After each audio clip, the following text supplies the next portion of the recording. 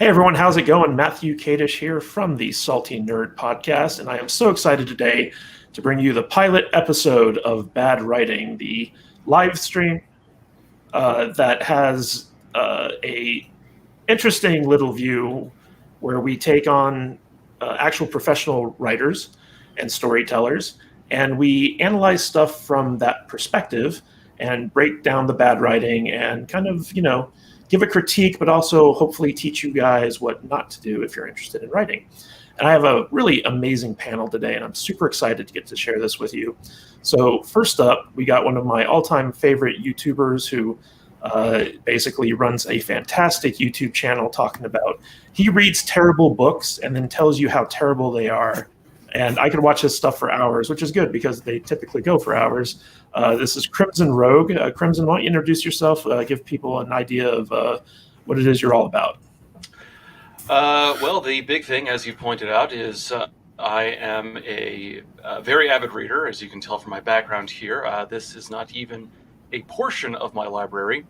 I just love a good book. Unfortunately, there are too many bad ones out there, so it's up to me to sit through them and tell you why they're terrible and hopefully offer some decent writing advice in the process. And Crimson's also, he's written some stuff in the past, so he knows it from both sides, from the reader and the writing side. And speaking of which, we've also got another gentleman on the stream tonight who I'm super excited. I did not know his background in writing and storytelling until I got to meet him face-to-face here in Vegas. And we really hit it off. I'm so glad that he was able to kind of leave his typical political rants behind him to talk about storytelling today. And that is the one, the only Chris Coles, aka Mr. Reagan. Hi, Chris. Why don't you tell everyone a little bit about yourself and your channel? Well, I'm probably the only writer on the channel that is a total and complete failure with writing. So that's good. So actually, Crimson might want to get some of my stuff and do it on, do critiques on his show. I would love that. We're gonna have to set that up. But yeah, I came to LA to write. It's a very difficult business to get into, script writing or writing movies, if you don't know anyone. And then on top of that, there's some other hurdles to get over when you're out here. And I just found it really almost impossible to even get somebody to read scripts. I mean, Hollywood is a tough town. And I ended up starting a political YouTube channel in which I do political analysis under the pseudonym Mr. Reagan. And I've been doing that for, I think, almost 3 years now. And that blew up pretty much immediately when I started the channel. Like within the first week, I started getting a lot of views and things just kind of like snowballed from there. So that kind of took up all my time. That's what I do full time now. But yeah, my first love really is writing. Even though I'm obviously terrible at it, but I do have some pointed views, so I think it's good that I was invited. Well, thank you very much, actually, for inviting me, because probably not worthy of being on the panel, but I love to talk about this stuff anyway. Well, Chris is being very humble in my conversations with him. He gets very passionate, and he's told me some of his stories, and I thought they were very good. But he is unpublished right now, so we're going to cut him a little bit of slack. But as someone who is actually published, we have another addition to this, last but not least, and this is a superhero fiction writer, best known for his Pantheon saga. I'm sorry if you hear my dogs barking in the background. But I want to welcome Charles Ekeke, and he, like me, is a professional novelist, and he's going to be moving out to Vegas really soon. So, Charles, why don't you tell everyone a little bit about yourself and your books? Yes. My pen name, my name is CC Ekeke. I've been self-published for probably about 15, 16 years, but and initially, I started off with space opera and didn't really set the world on fire, but I really started seeing a little more success when I switched genres and started writing superhero fiction, which was, in comic books, particularly 90s, early 2000 comic books, were a huge kind of passion of mine. And I kind of wasn't really satisfied with the superhero stuff I was seeing on screen or in comic books at that point. So I was kind of like, well, why don't I do my own? And so that's kind of where the Pantheon saga ideas came from. And now I'm currently writing book 7 in the series, with a few more to come. Nice long series. We like that out here. So, as you can see, I am surrounded by a huge amount of talent. In fact, I'm feeling a little bit nervous about this because I'm such a little guy when it comes to this thing. I'm just a humble podcast producer. But today, the topic of bad writing is about how to kill a franchise. We're going to be talking about all the mistakes that Hollywood does to take beloved, long-lasting properties and just run them into the ground. So for everyone out there listening in chat, please feel free, if you got questions or comments or whatever, feel free to dump it in the chat. And if you're watching, please give this stream a thumbs up so the YouTube algorithm helps promote it to more people so more people can see it. But we're just going to jump right in there. So the first topic that we want to tackle when it comes to these how to destroy a franchise is we're going to be talking about changing the target audience of an established franchise. So basically, one of the primary mistakes that Hollywood makes when they're destroying a franchise is that they try to change the target audience of an established fan base, right? So, for instance, they say like, "Oh, we need to get more women because we already have the white men who are interested in this. So, like, let's bring in the women." And then they put in a bunch of women characters, hoping to, bring that demographic in. They forget about all the men. And all the men are like, screw this franchise. I'm not a fan of it anymore because it's not for me anymore. So, Crimson, why don't you take this one first and foremost? What do you think about changing the target audience of a franchise? Well, naturally, you're going to have to update things as you go along. Things, of course, change with the time, but that doesn't mean that it has to be diluted in any way that ruins what made the original series great. The example that comes to mind right now is the 2016 Ghostbusters movie, where it was primarily an all-female cast, and that doesn't necessarily have to make it terrible. It could have been a very successful thing. The problem is they started with, let's make a female Ghostbusters movie, and then they stopped with that. They didn't think about the comedy, any of the underlying themes of the original series that made it so good. They barely even worked on any kind of substantial world building. So what you got was a flat, apparently largely improvised movie that didn't capture the joy of the original, didn't really resonate with any modern audiences by and large. If I recall correctly, they barely made back their production budget in the box office. And that's without touching whatever they spent on publicity. So the entire thing didn't really have nearly the same kind of cultural relevance that the originals, the first one at least, did. So, all right, Chris, what do you think about the strategy of trying to change or expand the target audience of a actual franchise? Well, I think it's actually a little bit more sinister than what you were leading up to. I think the title says it all, changing the target audience. You're saying, well, like, say Star Wars, right? Star Wars already has men in their 40s who, or 50s who loved Star Wars when they were a kid. And so now let's get the girls in. That would be actually fine. That would be fine. I mean, Star Wars already had an element for women. They had a powerful, Princess Leia was an amazingly powerful woman that women could go, yeah, I'm Princess Leia. And there was no real reason to add that with Star Wars specifically. And I could understand why a company might want to do that. Star Wars did not do that. Kathleen Kennedy didn't say, let's add women fans. What Kathleen Kennedy said was, let's actually change the fan base. Let's ignore men. Let's try to actually push these, they consider the fans of Star Wars and properties like this to be toxic. They've talked about this a lot in various shows that I've seen, the rumors about how actually vicious Kathleen Kennedy has been with regard to the male fans of Star Wars, the traditional fans, and how much she hates Luke Skywalker, as if Luke Skywalker is this symbol of toxic masculinity. Even though I would imagine Han Solo is much worse than like Luke is this farm boy who learns to be a hero. I don't think he's particularly toxically masculine, but they seem to hate Luke Skywalker. And what they did with that character in the Star Wars, in the new Star Wars movies, was just it was ridiculous. It was it's what we call cultural vandalism, right? They're taking this something that really belongs to the culture at this point. Anyone who is a steward of this property, they have a responsibility to the culture to be respectful of, the original material. And instead of that, they just said, no, we're going to take this from you, we're going to destroy it, and we're going to try to bring in this new audience. Well, first of all, there's no real reason to do that, unless you're just a horrible person, you just hate the world. Secondly, because you can always do a new project. You can always do something completely new to bring in that new audience that you want. But the other thing is, like, that audience that Kathleen Kennedy wanted for Star Wars, it just didn't exist. Mm-hmm. She wants a bunch of little girls to get all excited about, laser guns and lightsabers and starships. And yeah, there are some girls that will be excited about that kind of thing and really love Rey and all that.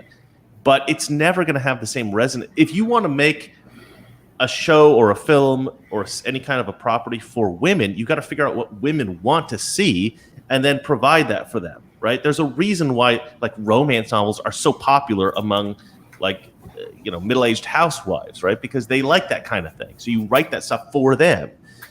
You wouldn't. To me, it doesn't make any sense to take something that was beloved by little boys and then distort it and destroy it and make it something that is for little girls. It's like a fool's errand. It's never going to work. Yeah, she did that whole forces female push. Yes. Charles, what do you think about the wisdom behind trying to bring in other demographics for a fan base that's already kind of been established? I think this dovetails into a couple other things, but I'll keep it mainly to the main thing you brought up. I feel that this is something that I've seen multiple times, that we've all seen multiple times from some Hollywood recently, where they will resurrect or reboot a franchise and they'll try and capitalize off the interest of older fans, the existing fan base, and then midway through or even before, they'll crap on those fans, call them toxic, and try and draw in new fans and discard the fans that made it popular in the first place. Now, I'm not saying that you go full fan service, but it's like, at the same time, there's a reason why this was popular. There's a reason why you're hooking into this. There's no problem. And I agree with Chris Coles on this, is that there's trying to bring in new fans is fine. That's not the problem. I think it's when you completely try to discard the old fans, call them toxic, and if they have valid complaints, you just basically discard them all as toxic. Like, people had valid reasons to not like The Last Jedi. Beautifully shot film, but it ultimately sucked, and it did not do its job. And it was trying to be, like Chris said, it was trying to draw and create a fan base that didn't exist. And here's the worst thing about it: the people that they're trying to appease when they change the fan base, the fans are trying to draw on, they're never gonna be your fan base anyway. They're never going to be interested in this franchise. So it's a fool's errand. I think a great example, because I know a lot of times we talk about I call it the Disney trilogy. I don't call it Star Wars, Disney trilogy. But I'd say a great example is Masters of the Universe. That is probably the best and most recent example of this, where it was deceptive advertising, where they showed He-Man, all the stuff about He-Man and the marketing, all of the promo. There was a leak from Clownfish TV saying, like, hey, this is actually, we heard this is going to happen. I don't want to spoil it for anyone hasn't seen it yet. And then they were basically told that, no, you're lying. That's not what's going to happen. And then that actually is what happened. And even before the marketing, they were insulting the fans, saying that, oh, the fans are going to be crappy. They need to accept change and whatnot. And then when they called out the crap, they were discarded. And I think that the Hollywood needs to understand that the customer is always right. Are there certain subsections of fandom that are bad?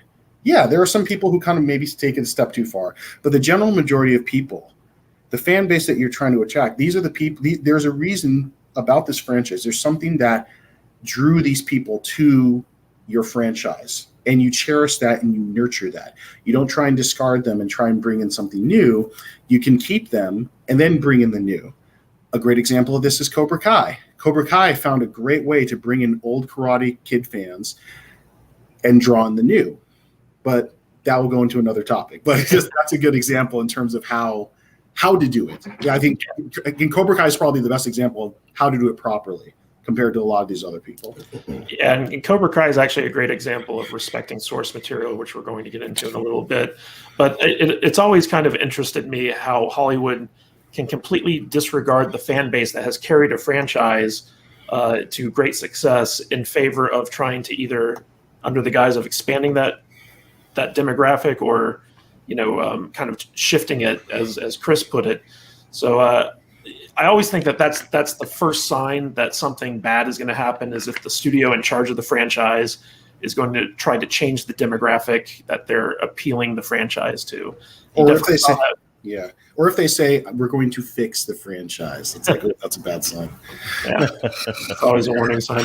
All right, so let's talk about the second thing that studios do to kind of destroy a franchise, which is drastically change the main character. And what we're talking about, this is about taking an established, beloved main character and undermining them, killing them off, race or gender swapping them, or making them behave in a way that was counter to how they're previously established. In case you didn't pick up on it, I was talking about Luke Skywalker.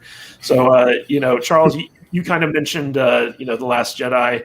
Mm-hmm. So why don't you take this one? I'll dive into this about changing an established character. So I think obviously all characters evolve. You want them to change if you're bringing the franchise back. But I think what so many people had a problem with, we'll use Luke Skywalker as you mentioned as an example. They completely changed the whole foundation of who he was as a character, and they just made it where it's not even that he was a recluse or there was a good reason. If he was a recluse for a reason, or if there was like some type of plan, that's one thing.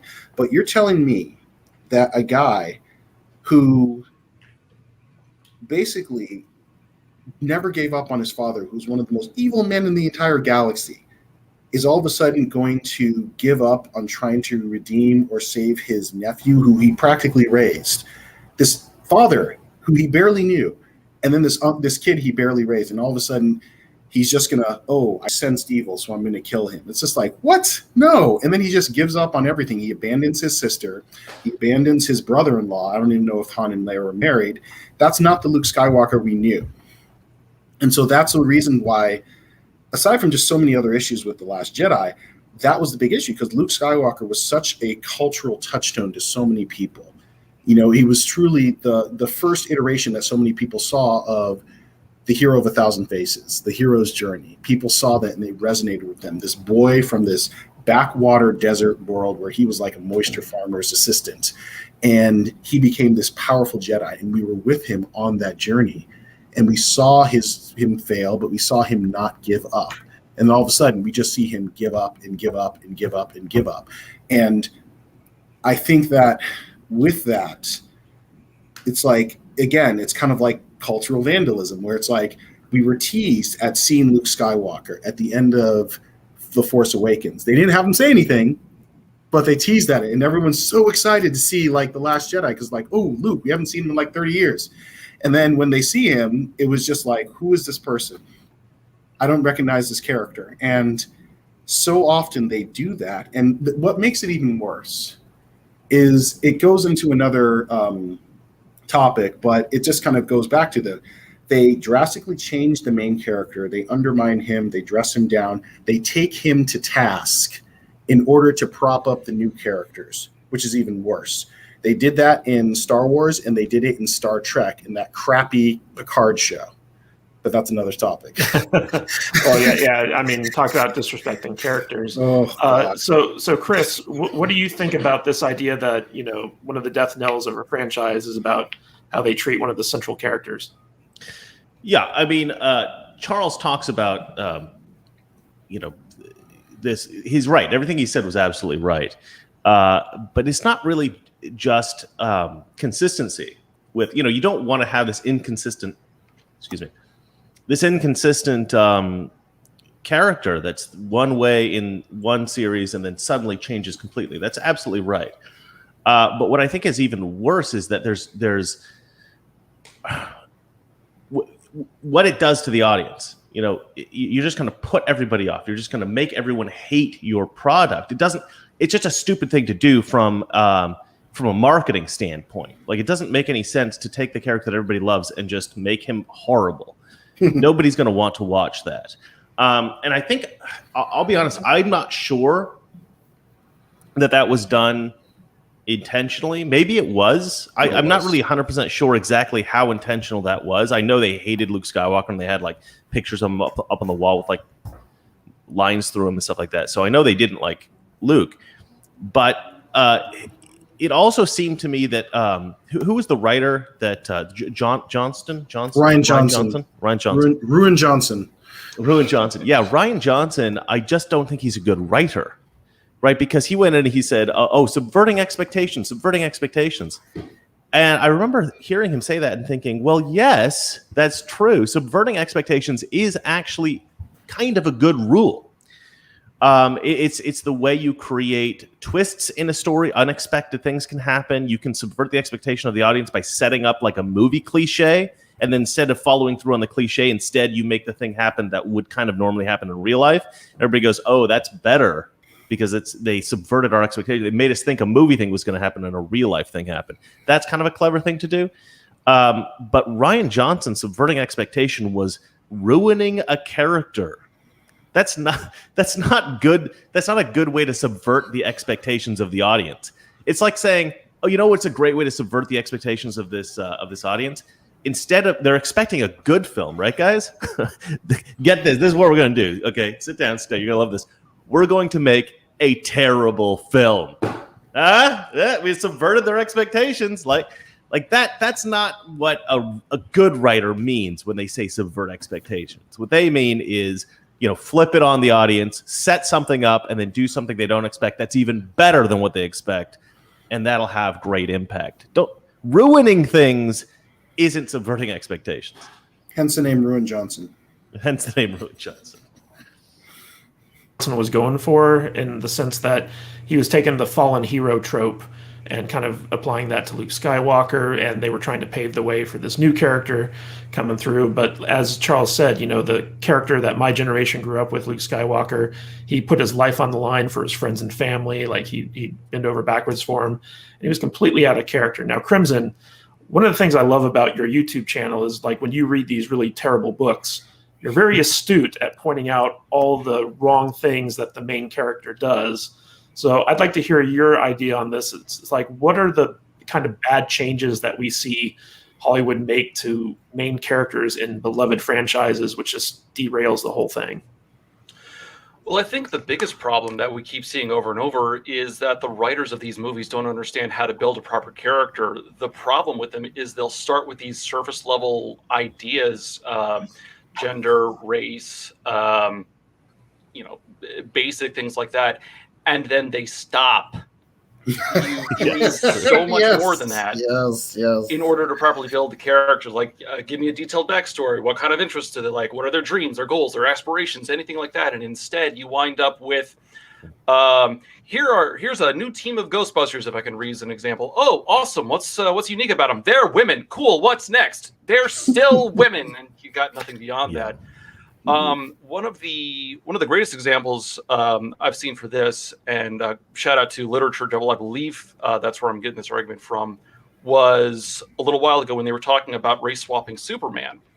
And they said, let's get like Michael B. Jordan to play it. I'm not the most familiar with Superman's universe. There's like an alternate universe where he is black, but they're talking about the prime main universe where he's actually Clark Kent.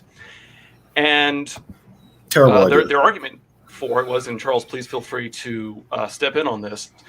Their main argument was that they felt that black readers were not represented. And the argument against that is, yes, they were. Superman's a good person. Yes, that should be enough. That's a great point. I think that going back to changing the character real quick, I want to quote Jeff Haskell, who another superhero writer. He basically kind of broke it down really well in terms of, very simply, one of the reasons in terms of how they changed the characters and just how one of the reasons why Star Wars, the Disney trilogy, failed, they took away the happy ending. So in one of the ways that they did that is they changed the characters, but in the same time, they made it as if everything they did in the original trilogy amounted to nothing. I mean, Han was a deadbeat dad who reverted to his old ways. Luke failed as a teacher. He failed as a mentor. He failed as a Jedi Master, ran away. Leia failed as a leader of the New Republic, and that collapsed, and it basically became, the First Order, they're basically neo-Nazis. So it became the Empire again. And so it's like they basically were all failures. So it's just like, I understand that there's going to be some difficulties, but making everything they did amount to nothing, you basically, just so the new characters, you're propping them up, that's bullcrap. Now, talking about Superman, I think it's stupid what they're trying to do, because it's just leave Clark Kent. Let Clark Kent be Clark Kent. There's a reason why people love Superman so much. If you want to do a black Superman, you have Val Zod. You have Calvin Ellis. You can do Elseworlds. That would be awesome if they did Elseworlds. If they were kind of doing what Marvel was doing, where they kind of had an animated series about Elseworlds, that would be amazing. That would be cool. But don't race swap Clark Kent. It's just like, you don't need to do that. You want to do that with Perry White? Fine. That's cool. Do it. But it's like, you don't need to do that with the main Superman. Keep him as is. If you want to create a new character or do like a Static Shock, or you want to do Icon, that's fine. Do that. But it's just, I think they have this very simplistic view. Well, people will come if we make it a woman, or if we make the person black, or if we make them LGBTQ. No, that should not be the only reason for people to care about a character. We need more than that. We need them to be an actual character and not just an archetype, not just, the checklist of diversity checklist. That's not a character. I really liked what Crimson said about, because I see this a lot with very bad writers, where they will define a character based around one trait and then stop. It's like, oh, this guy's an alcoholic. What else does he do? Nothing. He just drinks. This guy's white. I think that just means he's evil. Exactly, and he's British. Right. And he's British, right? Yeah. So we're talking about character stuff. Let's bring this to the next phase of character assassination, which is replacing established characters with new characters in a way that is not properly set up. So, like, there's this thing called passing of the torch, right? Where basically, you have an older, more established character who kind of ingratiates the audience into a brand new character and kind of like gives permission for that character to take over their role within the story or the greater franchise. So, Chris, what do you think about this whole thing about replacing established characters with new characters and the right way to go about doing it? Okay. Well, first I want to respond to what Charles was saying about the, them sort of ruining the ending of the original Star Wars trilogy. That kind of goes to what I was saying about just not being good writers. Mm-hmm. I think it's far more difficult to work, Okay, so like let's talk about the moment when Luke Skywalker takes his lightsaber and throws it away. Right? You guys remember that? That was all built up in the first movie. The end, huh? I tried to block it out, but yeah. You tried to block it out of your mind, right? He's given the lightsaber at the end of the first film. It's this epic moment where you think, okay, this is going to be this beautiful epic moment. They cut. You think, okay, it's going to be the first scene in the next movie. It's going to be a great scene. But if you think about it, that's a very difficult scene to write. He was given the lightsaber. Now, how do you make that an epic moment without being cheesy, without being corny, without not doing it justice? That's a lot of pressure. And it's so much easier for him to just go, boop, turn it into a joke. It's a terrible thing to do. It's ridiculous. It's stupid. It's awful, but it's easier. And I think it's also easier to just ruin what came before and, kind of do your own thing and make new stuff happen. In the same way, they're, with what they're doing now, with replacing these old characters with new characters, it's like, well, I don't really want to work with what's come before, or I find it difficult to write in the style of this other person, or I find it difficult to work within those constraints, so I'm just going to write my own stuff. I'm not going to follow the rules of the universe that was created before. I'm just going to make my own rules. I'm just going to do, and you're just creating something completely new. And in some cases that might be okay, but in the case of something as big as Star Wars, I think it's smart to work within the rules and try to find people who really love the material. And I think that's why The Mandalorian works, right? The Mandalorian works because people who loved Star Wars made The Mandalorian. The reason why all the new movies don't work is because people who hated the original trilogy made a new Star Wars thing that that isn't really Star Wars. It's just these other people running around doing stuff in a quasi Star Wars universe, and nobody really likes that. I don't know. You can always introduce new characters into a franchise, and I don't really mind that. I think you can replace characters. I think you can add new characters. I think you can kill off characters. I think you can do whatever you want as long as you write well. Yeah. You just have to write well. And I, a lot of what we've seen in recent years with recent new iterations like the Ghostbusters thing you're talking about, a lot of this writing, and we'll probably get into this more later, but a lot of this writing is motivated by these bizarre political obsessions people have. Okay, well, we have to write a feminist version of Ghostbusters. Okay, you can write an all-girl version of Ghostbusters. There's going to be people who are going to like that, but you don't have to do a feminist version of Ghostbusters. That doesn't make any sense. Like, you're taking some kind of political view and you're injecting it into an epic film franchise that everybody loves, and you're ruining the film franchise with that political view. You're going to make everybody hate this film, and you're going to make everyone hate feminism. You're going to make people hate both things. And, it's the same thing with the race thing. Whenever they try to inject race into a thing, it's like, let's not just do a new Superman. Let's do Black Superman. It's like, you're going to make people hate Superman and black people. Good job. And well, I don't know about go that far. I'm kidding. I'm joking, obviously. But I do think that, and sorry to step in, Rogue. No, please. Yeah, but I feel that you kind of brought up a really good point about adding in the political stuff. Now, a lot of times there's nothing wrong with kind of having some types of themes, some type of critical thinking. That's what TNG used to do, where in the past, stuff like that, they injected that to make you think as opposed to telling you what to think. Now, a lot of times these new characters that they put in, it's more along the lines of like, they don't see entertainment for what it is, entertainment. Escapism. That's what entertainment is supposed to be. That's what it is. And instead, a lot of these people, like, the Lucasfilm Story Group, what they did is they see Star Wars as a platform to espouse their beliefs. And it's just like, that's not why people go to the movies. People go to the movies, they watch TV shows because they want an escape. They want to enjoy themselves. They want to take their mind off the troubles of the real world.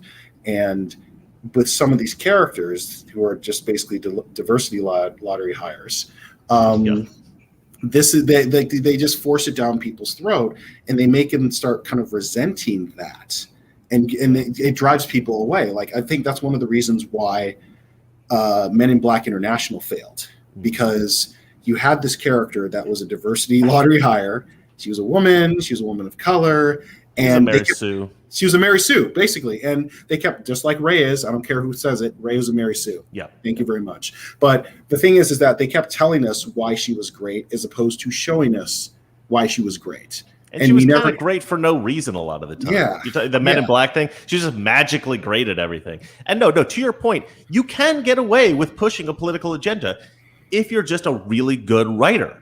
And these people are terrible writers. That's why people hate these films. It's not actually because of the political agenda. The political agenda, I think, becomes the thing that it becomes their focus. Like, they're hyper focused on that, and so they forget to write well, or they forget to bring in people to like make their scripts good. And we'll get to that later. We're going to touch on some of the injecting political messaging, but I wanted to ask Crimson. So, when you have a property that has an ensemble of characters, beloved characters, and, the actors, they get old, or, like, you want to shake things up and you want to bring in new characters to replace the old ones.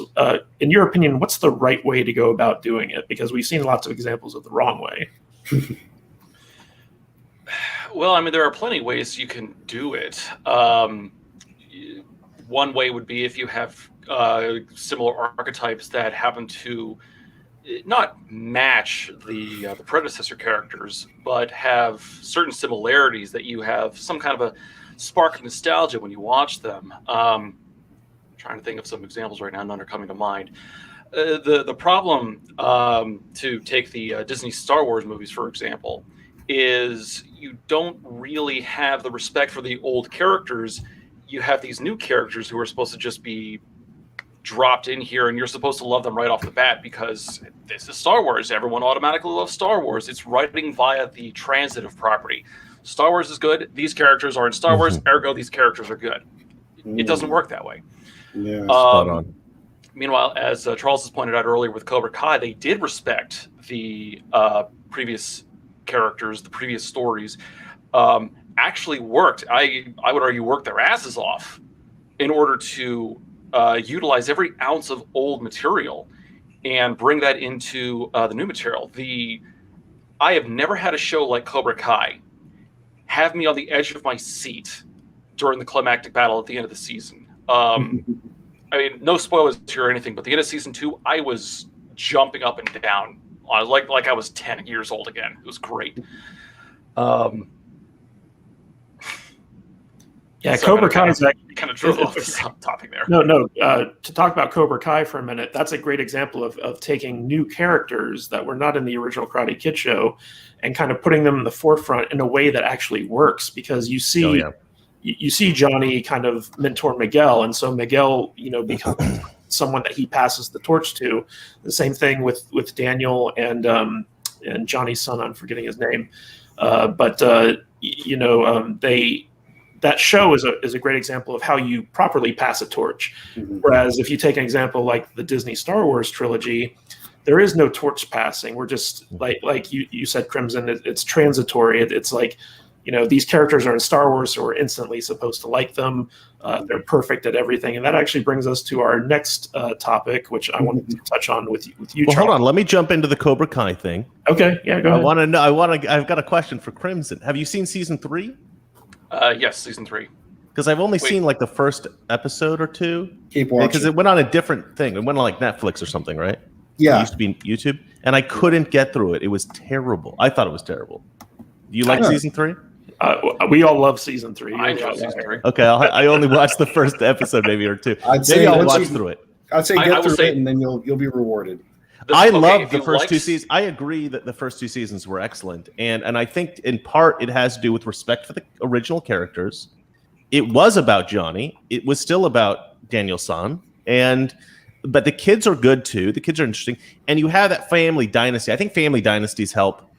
Yes. People like family dynasties for whatever reason, and they try to do that in Star Wars, but it's kind of that royal family soap opera thing. People love it. Yeah, I think so. Yeah. Yeah. So Charles, kind of going hands in hand with this, you kind of touched on this before.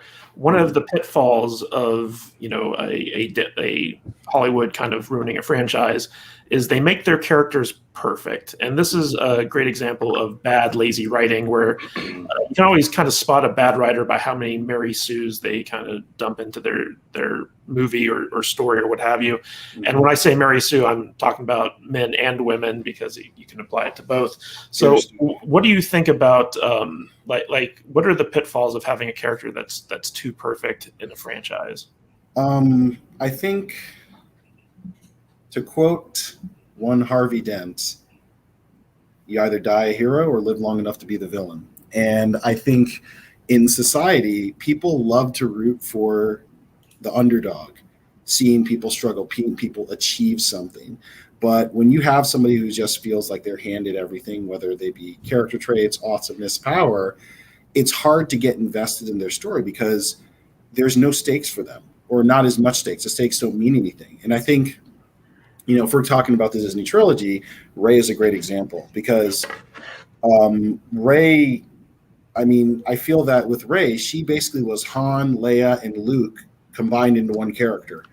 And she already was like Luke in Return of the Jedi. So she goes against Kylo Ren. And I think them fighting... She's all their positive traits, but she's none of their negative traits. Negative traits. And I feel that she basically... I felt that could have been a great arc for her throughout the trilogy, is if she lost to Kylo Ren. Okay, yes, she's powerful. Fine. She has this raw, untamed power that she doesn't know how to do with.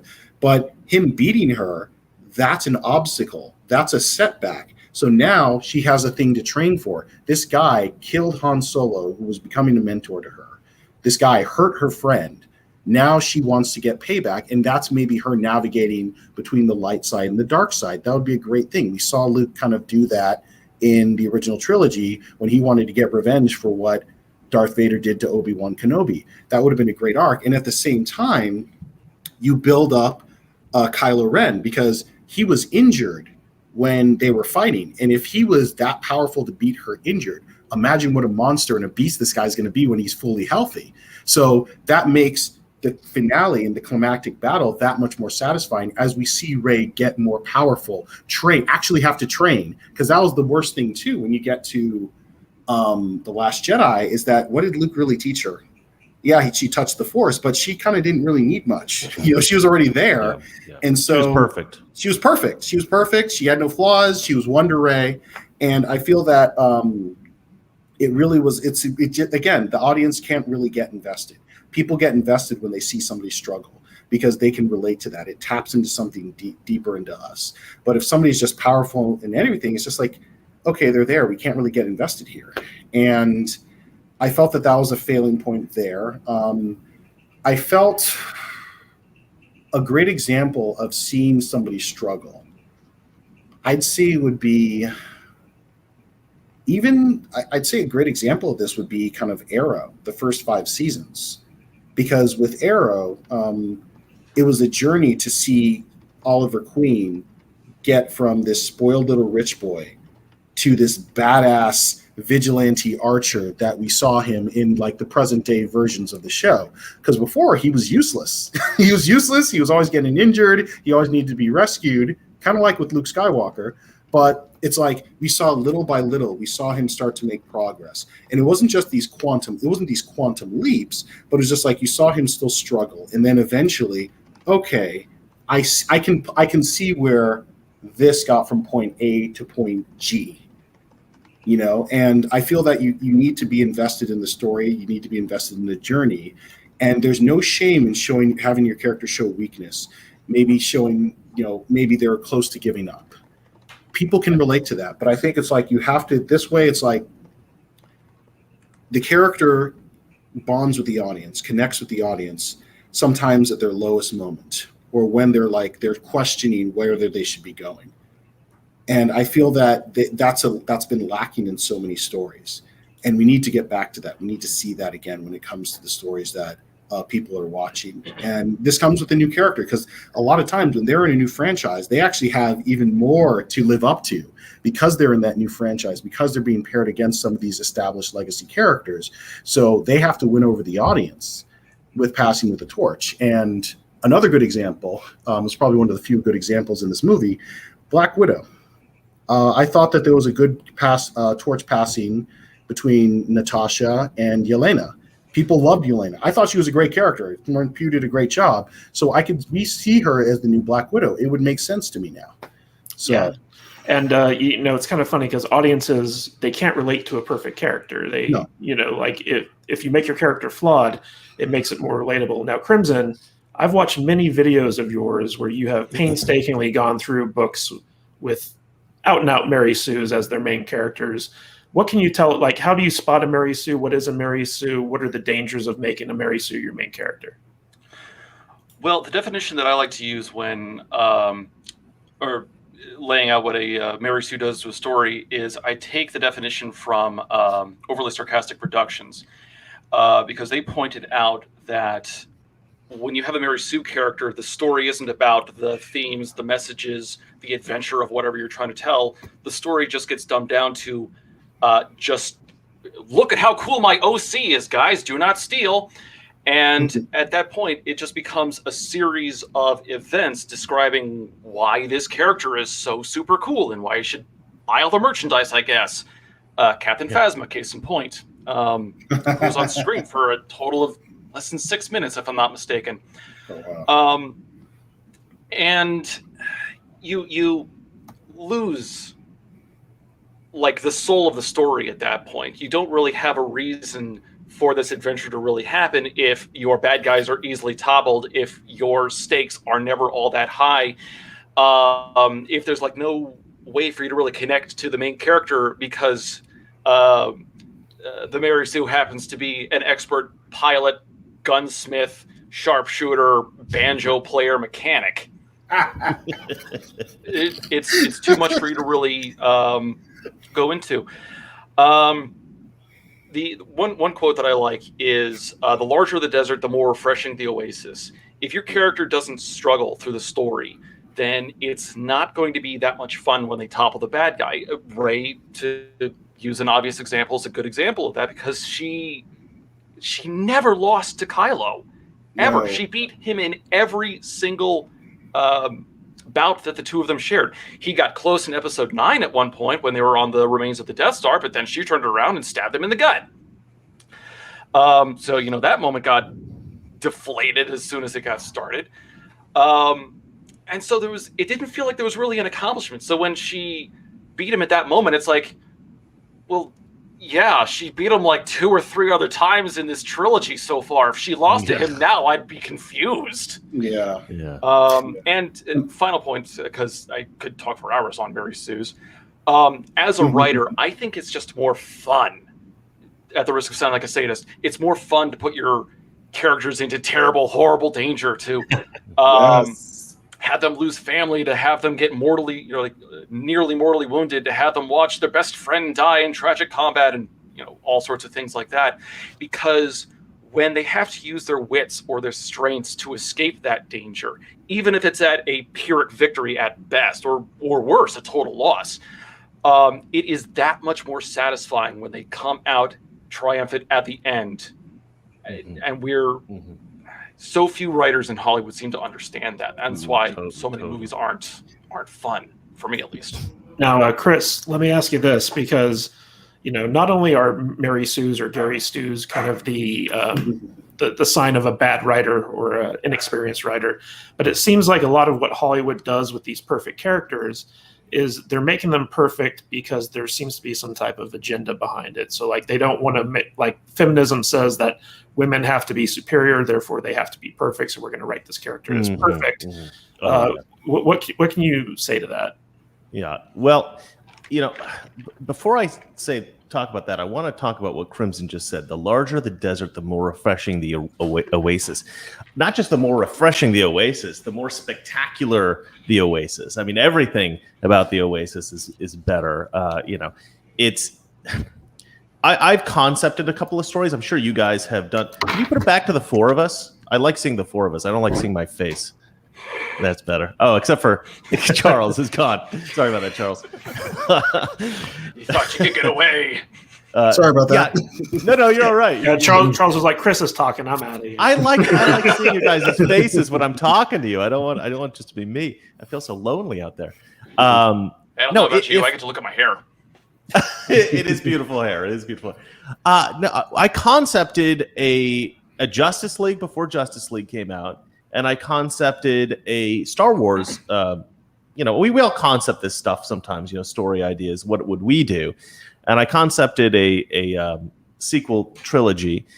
And my sequel trilogy would be, I know this is shocking to people, actually about Luke, Han, and Leia, right? I know, shocker, right? Shocker.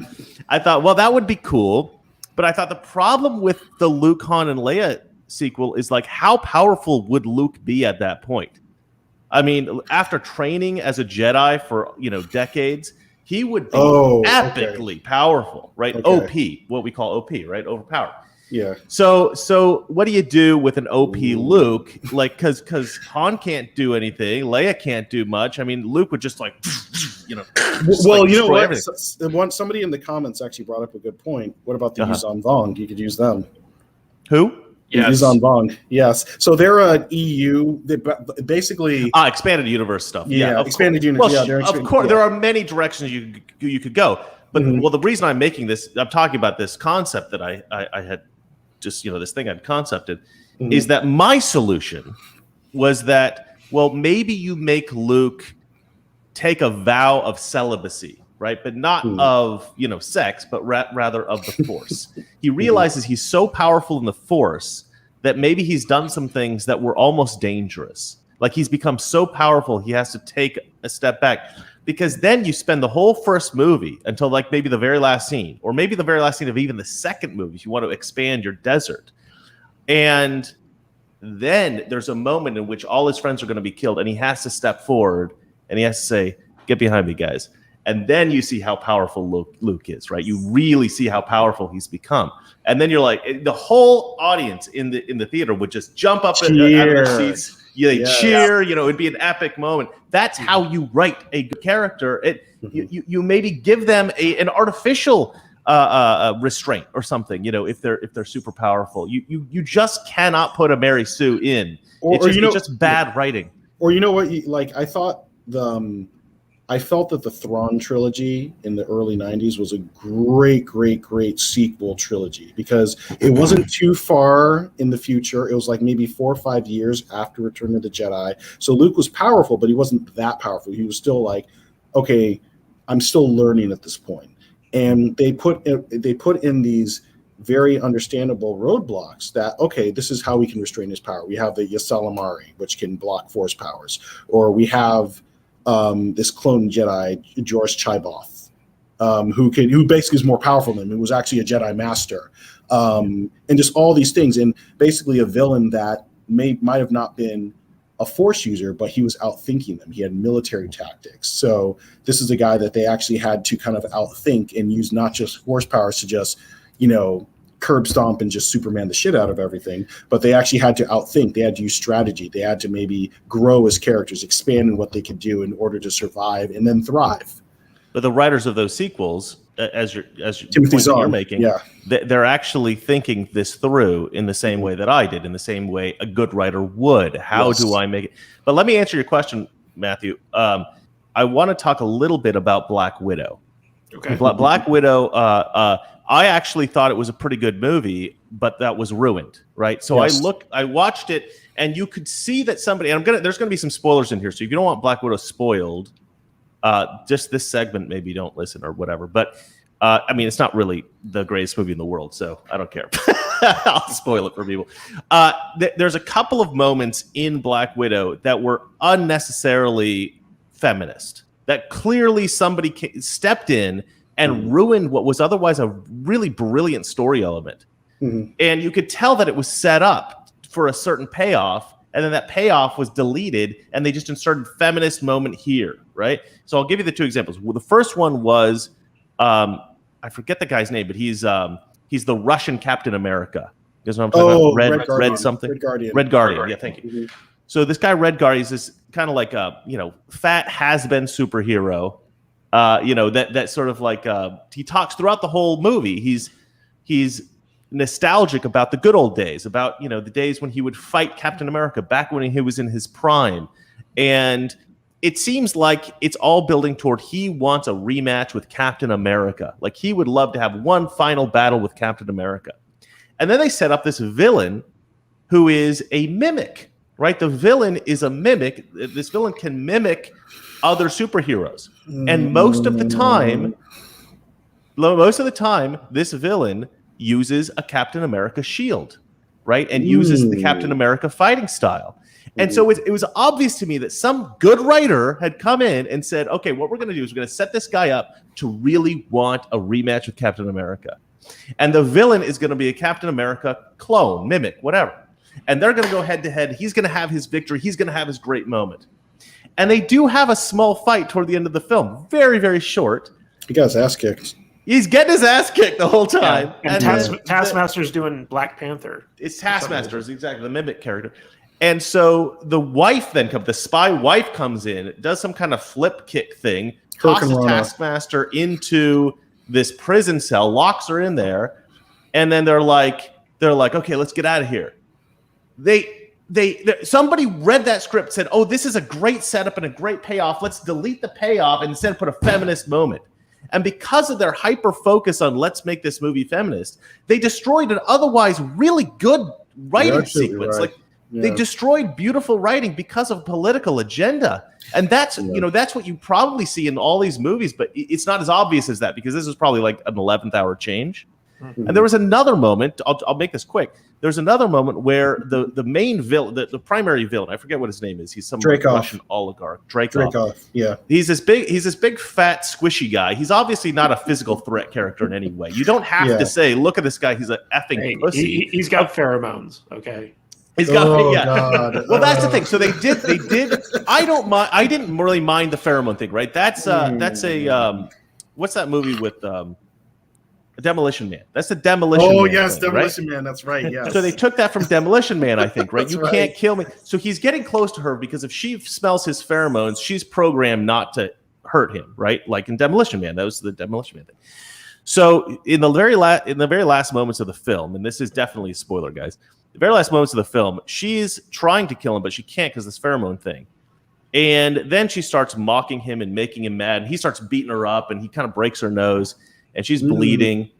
And then she reveals, "Oh, I knew about the pheromone thing. I was trying to get you to break my septic nerve or some sci-fi nonsense, because that would then sever the link, and I would then be able to hurt you." And that's actually really clever. And the reason it's really clever is because you've made this guy who has been abusing women his whole career. In this one moment, he decides to actually physically assault one of these girls.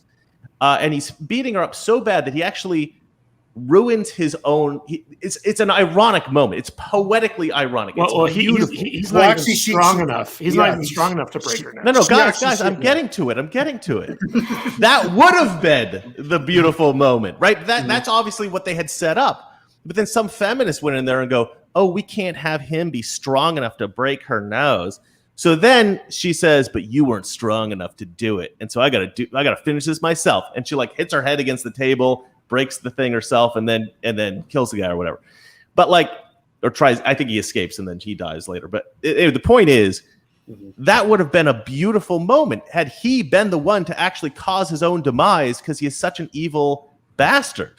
But and somebody clearly had written that in, right? That was obviously set up for that. Like that whole scenario was set up specifically so that she would, I don't know, like piss him off, and then he would physically hurt her, ruin his whole, his what do you call it, Demolition Man thing. He would have been the cause of his own destruction. It would have been poetically written. It would have been very nice. But unfortunately, I think some feminists came in and said, "Nope, you can't have the man be that strong. Delete."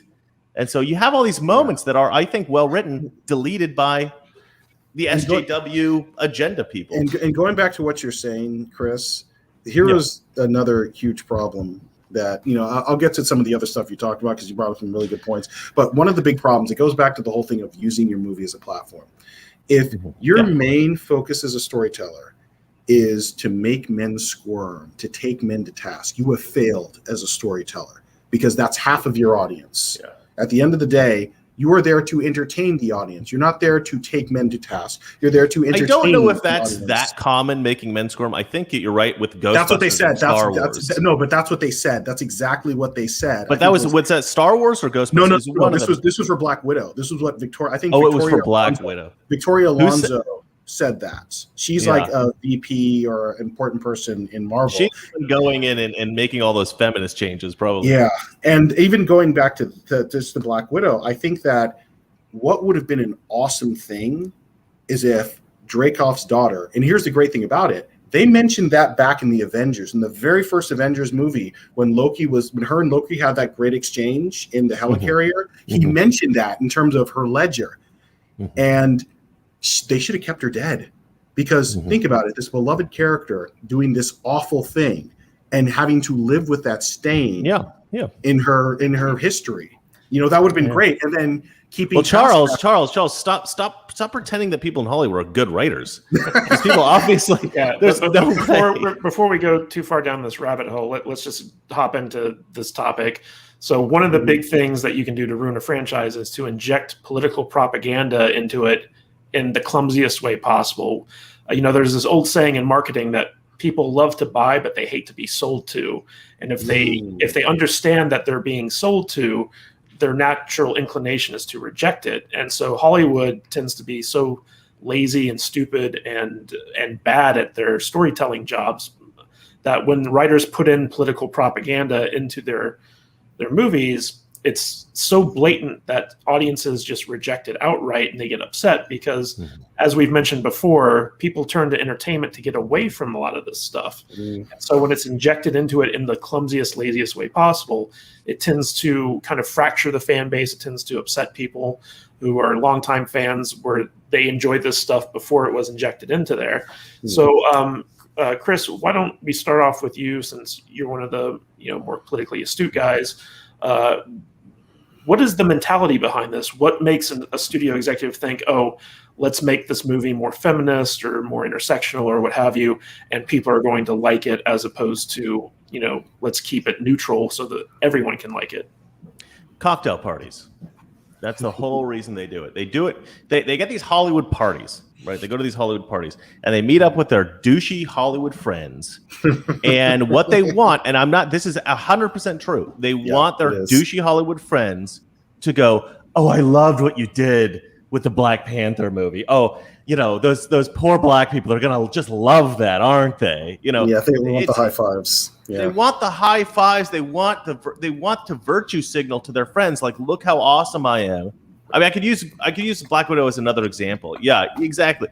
Like, I think Black Widow, this is kind of a weird thing to say, but I like uniformity, visual uniformity. Like, that's why stormtroopers are so good. In fact, all military, they wear uniforms for a reason, right? It looks good. It looks uniform. But in Black Widow, even though all the Black Widows originally, I think, were supposed to be Russian, right? There's this Russian program, this USSR program. You go to this, ship in the sky, whatever that thing is, and it's like this diverse cast of women. The Moonraker base. Yeah. You go to the Moonraker base, and it's this diverse cast of women as the new generation of Black Widows. And it's like, well, you could have made them all Russian again. You could have made them all white women again. It would have been perfectly fine. It would have looked better, I think. But they wanted the diversity thing. So none of these black chicks or whoever it was that was their Asian or something, none of them really had any lines. They were just there to look diverse. And it's like, none of the other characters are diverse. It's all Russians. But then you got this window dressing. Yeah, it's just so it's window dressing. It's so unbelievably stupid, and they do this so often. Often. Sorry, I don't like mispronouncing the word often. I don't know why. I got in the habit of doing that, and it irritates me. I've heard it both ways. It's all often. It's often. It's like, listen. It's if you say often, you're dumb. So sorry, everybody. No, it's a terrible thing to do just so that you look better at your cocktail parties. There are a few directors who don't do this, or who don't stick to that necessarily. Like Quentin Tarantino is great because he did Once Upon a Time in Hollywood. Yeah. He was just I reject your hypothesis. Yeah, because you know what? He's a racist. Come on, he's not a racist. Get real. Like, of course he's not a racist. He just had a specific view of a film. I mean, look at Black Panther. Did they inject a bunch of diverse characters into Wakanda? No, because that would be insane. Okay, they got this new Chinese superhero movie that's coming out. I saw the trailer for it. Maybe there's diversity in the cast. I don't know, but from the trailer, it looks like it's pretty much all Asians. And I like that uniformity. I like that Black Panther was all black people. And that's okay. And you literally had in Black Panther the two Tolkien white guys. Exactly. That's very good. That's very clever. And you notice all the women were these shaved head, the Wakandan guard or whatever. The Dora Milaje. Okay, yeah. Well, but they all had the shaved heads and looked the same way because of this sort of uniformity. And that's actually a nice thing sometimes. You want to put that in your film. I want to see more brave filmmakers. This sounds so racist. I want to see more brave filmmakers do all white movies. I don't think that should be a restriction.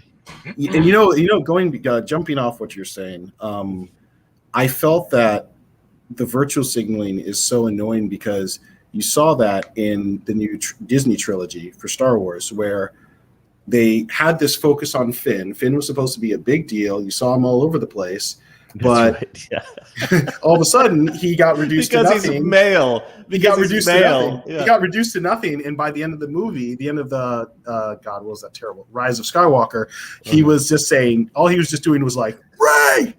That's literally all he did. That was his purpose. And what's even worse is that they didn't even have the balls to keep him front and center on the Chinese posters, all of a sudden he became this little shrinking violet. He became Ant-Man. He became Ant-Man on the Chinese posters. And then even another thing in Rise of Skywalker, another thing where they had a scene with two women kissing, and the characters who we've never met, characters who don't have any lines, characters who are just like, who are these people? And the scene got cut in China. So it's just like, okay, you're virtually signaling. So you can almost kind of be like, well, you see, we did it, but those evil people took it out. They forced us to take it out for capitalism. So it's just like, it's spineless. Yeah, they have no principles. It's not about principles. Yeah, no. Okay, it's about the cocktail parties. Time out, guys, because I want to ask Crimson about this. Is there a right way?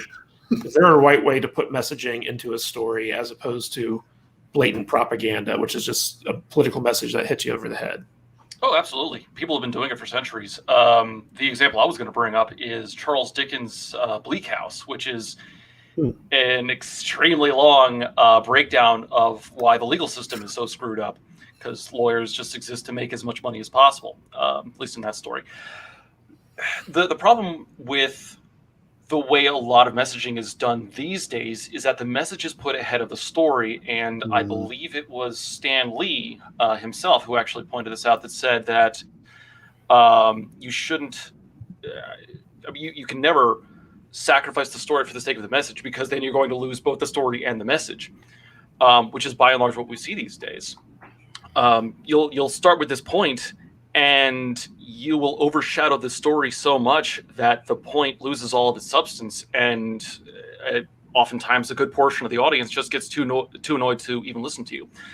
A counter to that, a more modern counter to that, would be The Next Generation, because they did have the occasional political point brought up there, but it was more of a philosophical discussion instead of beating you over the head with a particular message. Exactly. You are wrong because of this, as opposed to, well, why this?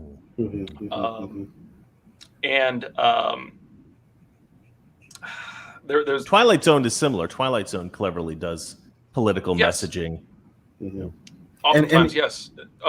If I could tie something in with the way that, well, I guess it doesn't really reach the point as much. I was just going to add on to what Charles said Please. about Finn. We like hearing you talk, Crimson. We do. have a good Crimson, drop it on us. Come on.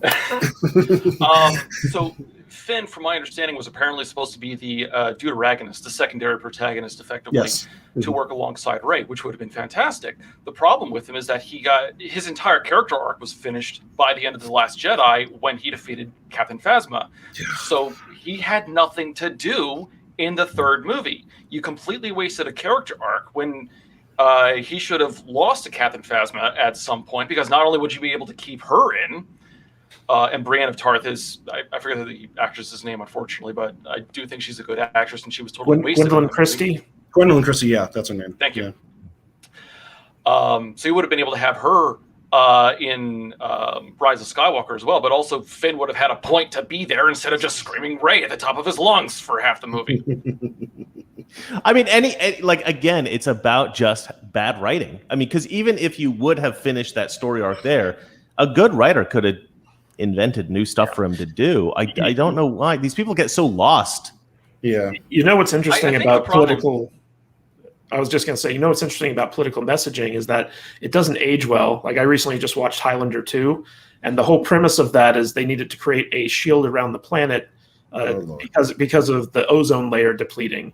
And that was a very early 90s hot concern. That was Captain Planet territory, man. Yeah, exactly. And I'm watching it now in 2021, and I'm like, oh man, that's like such a outdated political message. And so I think when people inject this stuff into movies, it hurts it because it dates it to a certain extent. But also the fact that you're always going to have a section of your audience that doesn't agree with the messaging. Yeah. Oh, yeah. The way that Star Trek does it, which you guys have rightfully pointed out, is that they kind of show both sides, and then they leave it up to the audience to kind of decide which, where they fall on whether it's right or wrong.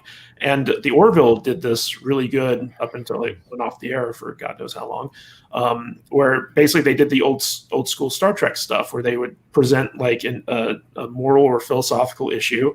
They'd kind of flesh out both sides, and then they would leave it kind of unresolved whether or not you agreed with like the outcome or not. But like they never preached to you, they never moralized it. And I think that's if you're going to do political messaging in your movies, that's the type of way you want to do it, where you're not telling people this is definitively right versus wrong.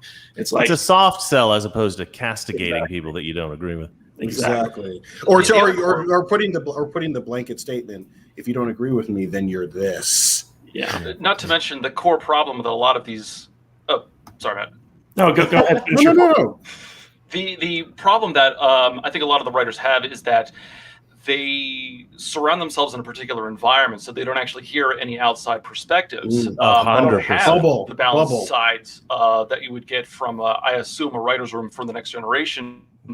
And instead you have people who exist in an echo chamber and assume that everybody else must think this way, which is probably why we got Black Widow as late as we did. We should have gotten this back in phase 2, I would argue. I think that this Hollywood's very much like that. If you've ever worked in that industry, they're very much in a bubble, and and they have no concept of what the rest of the country is thinking. It's all like kind of like Chris said. It's all the cocktail party mentality. It's in like the Hollywood Hills, those cocktail bars in the Hollywood Hills, or someplace on a beach bungalow. It's a bubble. And going back to what you said, Crimson, I think with Black Widow, it's a combination of kind of one thing where it's like they kind of waited too long to do it, but there was also some leadership issues that prevented them from really creating a solo female film. I think there was a guy who was there. His name was Yeah. And so it wasn't until Feige actually started answering directly to the Disney Studios head that he was able to kind of have a little more leeway. That's when we finally started seeing like Black Panther, Captain Marvel, and Black Widow, even though, yes, Black Widow should have been either after Winter Soldier or right after Civil War. I agree. Yeah. Mm-hmm. All right, so go ahead. Finish your point. Well, I was going to say this ties in with what I was saying. The argument that we kept seeing is that a lot of the executives were unsure that a female-led movie would actually succeed because that was what existed in their echo chamber, completely forgetting that Ellen Ripley was a thing. Yeah. Yep. All right. So let's talk about the next thing that is detrimental to a franchise, which is the lack of respect for source material, whether it be movies that came before it or books that it was based on. This seems to be a big thing where you have the Benioff and Weiss syndrome, where they come in and they take all the good stuff from the books, and then once they run out of that, they start putting their terrible ideas in there. So who wants to chime in on this one? I will start. Okay. So yes. So I think that you brought up a great point with Game of Thrones, where they had an opportunity to really stick that landing with the show. HBO was willing to throw money at them to make full seasons to finish it the right way. They're the ones who chose, we want to rush in and get some of these other opportunities. And it's sad because you had a pretty decent, really good show up until the end of season 6. And then instead of like, okay, let's maybe work with George, find out what the plans are, at least the sketches are for the next couple books, they decided we're going to just do it our own way. And it's sad because now Game of Thrones is going to be forever tainted by those last 2 terrible seasons. But were the books better? Oh yeah. Well, here's part of the problem. George isn't finished yet. He's a notoriously slow writer, so he's still not finished. He's not even trying at this point. He says we're allowed to put him in a cell with a typewriter now. Yeah. So we don't actually know. We don't actually know if his ending is better because we don't have his ending yet. We don't. Yeah. I mean, I think there's going to be some similar. The way I see there's some similarities is because there are certain characters in the books who never showed up in the shows. Right. My understanding was that they were talking to him. They were getting his ideas about what the ending should be. And they were completely ignoring him. Yeah, I think is that right? There's some type of fallout that happened. Okay. I think maybe after season 6 or during season 6. I But see. I think the thing is that when you don't respect the source material, and I'm not saying you need to be completely married to it, because there's certain things that just aren't going to work as well on screen. Like I felt that in even talking about Game of Thrones, there were certain things, like for instance, Jaime fighting Ned. I thought that was cool. Wasn't in the book at all, but I thought it was a great visual, added some action. You got to see Jaime in action because you kept hearing what a great swordsman he was. You hadn't seen it at this point.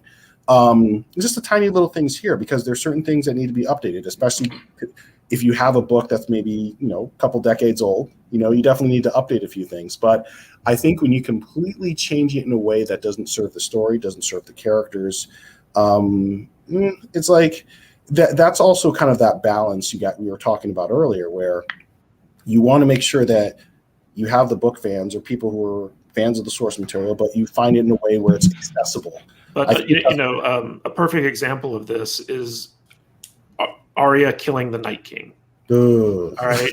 So like all throughout the books and the TV show, you have the setup where Jon Snow and the Night King are going to be, because Jon Snow's the typical, he's the savior. He's going to be the one to kind of end the long night.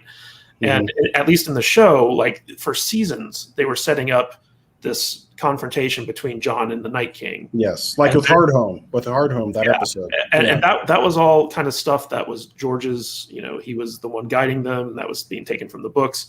And then when you get to the final season, Benioff and Weiss are just like, you know what? Feminism. We want Arya to kill this guy. Oh, so it was Red Guardian wasn't the first example of this. Yeah. Yeah, and John just did a whole big bag of nothing for the last 2 seasons of he screamed at a dragon for that final confrontation. A zombie dragon, nice. Yeah. And then he gets exiled. Yeah, and I can't tell you, as a fan of the books, the show was infuriating for me to watch from the very first season, because they made so many changes that they didn't need to change. And I could see their fingerprints all throughout it. Now, all the good stuff from the show came from the books. Yes, yes, absolutely. And Amazon's got this Lord of the Rings thing that they're doing, where they're spending $1 billion on a Lord of the Rings TV show, and there's a lot of concern out there that they're making a lot of changes that are more kind of modern and political than J.R.R. Tolkien's story ever had. Yeah, and they also really messed up The Hobbit. Oh, yeah, that was terrible. The Hobbit was a completely rejection of the source material. I didn't understand that. Well, that should have been one movie, but that's another story in itself. Originally, it was going to be 2, but the studio wanted 3 because more money that way.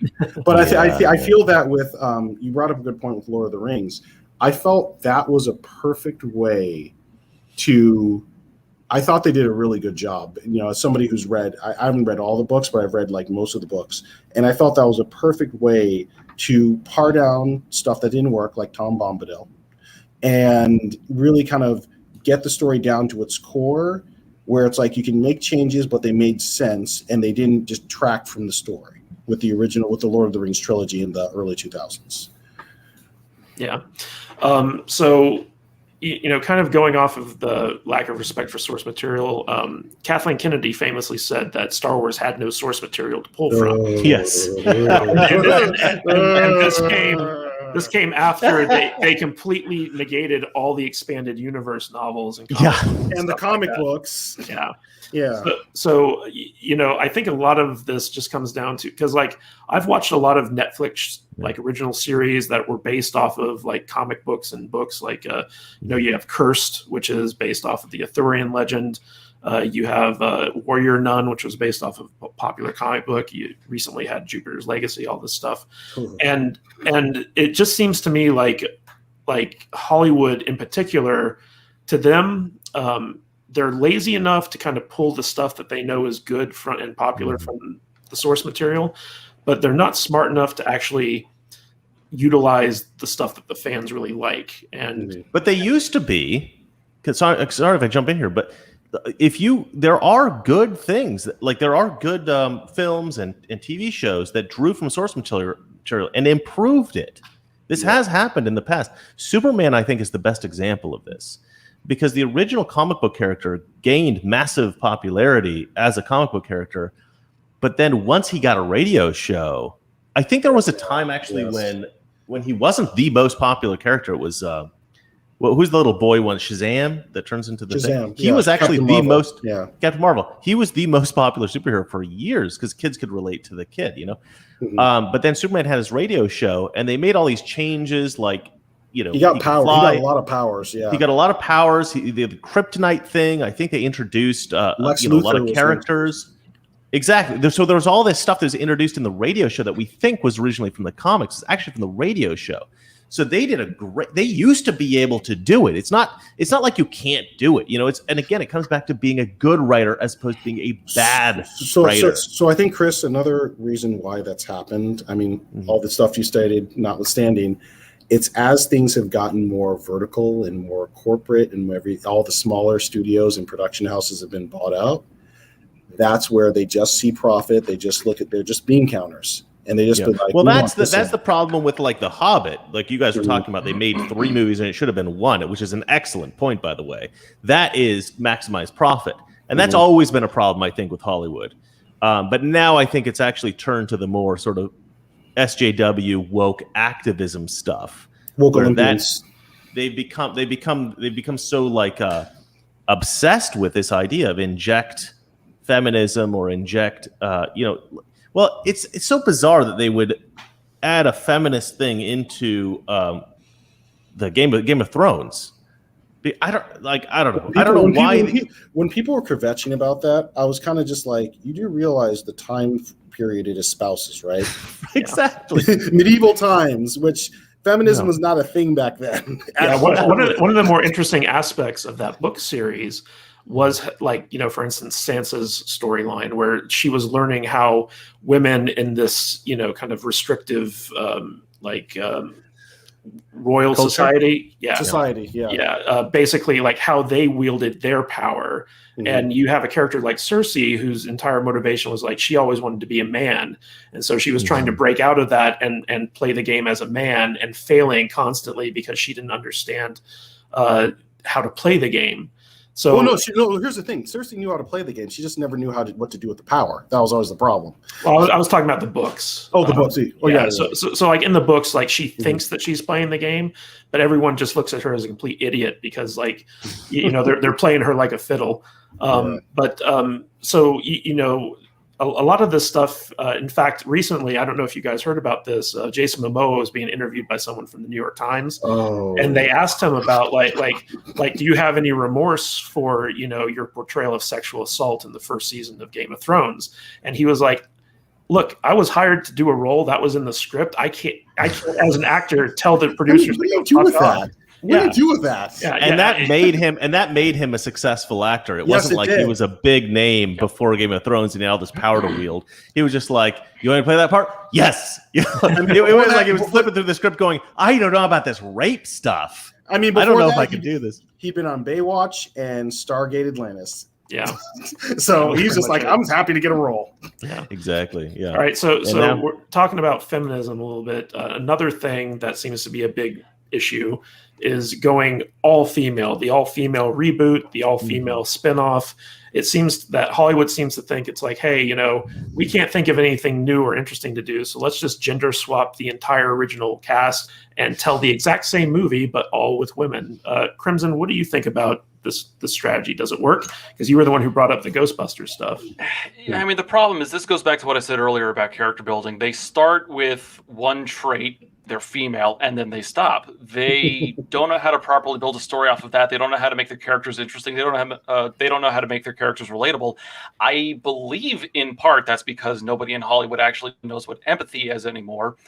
So they don't actually know how to relate to other people. So they can't properly build a character model from anything outside of like surface level appearances.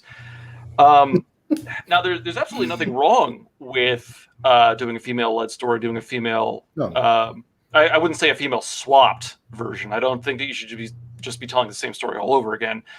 Ghostbusters 2016 could have been amazing if instead of the reboot, remake, whatever they were trying to do with that mess, they were the original cast's daughters.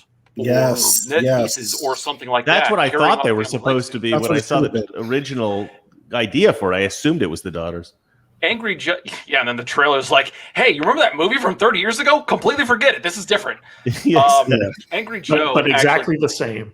Yeah. Angry Joe did a pretty good breakdown of how you could do a female-led Ghostbusters movie where you had the daughters carrying on the family legacy or trying to and failing, because now this is a very competitive business and you've got all these other companies that have much more advanced tech. That's awesome. And then something goes like you've got some new powerful ghost who comes in and he's able to disable all the new tech. So it's up to the new girls, the daughters with this old tech from the original Ghostbusters to cut, Very cool. whose technology is not affected, and they've got to save the day that way. So Battlestar Galactica. But You know what's interesting about the all-female reboot mentality is that Hollywood seems to think that by making all the characters women, that it's meant to attract female audiences. And the thing is that I think by and large female audiences want to see sexy men up on screen. Yes. That's the thing that gets them in the theaters, and male audiences. I don't know about you, Matt, but I watched Aquaman for the plot. Absolutely. I did too, but my girlfriend did not. So this idea that like, oh, we're going to do an all-female reboot, and women are going to flock to our movie in droves, but they don't make the women appealing at all to the male demographic, and it's one of those weird things, because like the minute that anyone raises an objection, and I was almost canceled over my criticism of Birds of Prey for this, is that like why would you criticize that? Oh my God, what were you thinking? I won't get into it on the stream, but like a lot of people were upset that I was pointing out that they were not making Harley as attractive as they could in order to get the demographic to want to tune in and see this movie.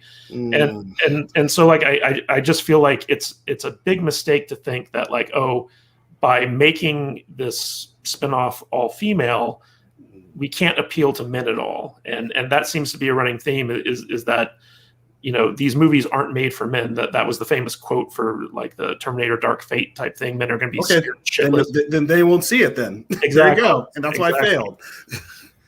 And going back to what you said, Matt, that's a big, that could be a whole nother podcast.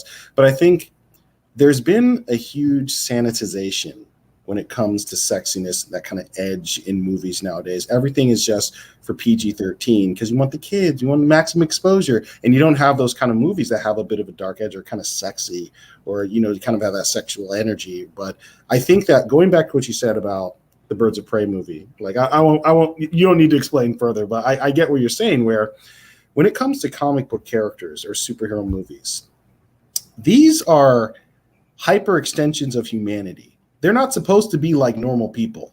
I mean, obviously they might start off as normal people, and no one's saying you have to have completely comic accurate, costumes, especially from the 90s. But these are supposed to be superhumans, superheroes, warriors, assassins, spies, sometimes cosmic deities, super soldiers who are at their peak. You're telling me there's not going to be a little bit of sexiness there? I mean, come on. I don't want them wearing a paper bag. I don't want them wearing a paper bag. That's stupid. I'm gonna jump in here with a completely new subject. Crimson, I wanted to tell you, I loved you in Silicon Valley. You were amazing. Oh, thank you.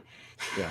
You are not the first person to make that comparison either, not by a long shot. It's uncanny. It is freaking weird because I love that show. I've watched through the whole series twice. I like it so much, which I never have done with any other series. Great show. Obviously, we weren't actually in it, but one of the things that I've always kind of found interesting is that the minute that anyone kind of brings up this criticism of the all-female thing, the filmmakers and the studio people instantly attack the fan base for being sexist because they have valid concerns about what they're doing. Like the whole Ghostbusters 2016 2016 thing was infamous for this, where they literally had started attacking the fan base that they were marketing to because they weren't the fan base wasn't happy with their choices. So that whole scenario I think it got Milo Yiannopoulos banned from social media. Because was it Milo?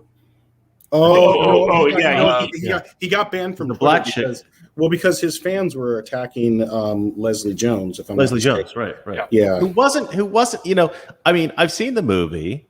It's absolutely terrible. Yeah, it sucked. The jokes aren't funny. It's like this man-hating rant where they actually shoot I think it's either Stay Puft Marshmallow Man or that big ghost in the logo or something. Somehow they shoot this. It's the ghost logo guy. The ghost logo thing. Oh, you mean Slime? You mean Slimer? No, not Slimer. It's the it's a Stay Puft Marshmallow Man. Yeah. No, it's the ghost on the badge.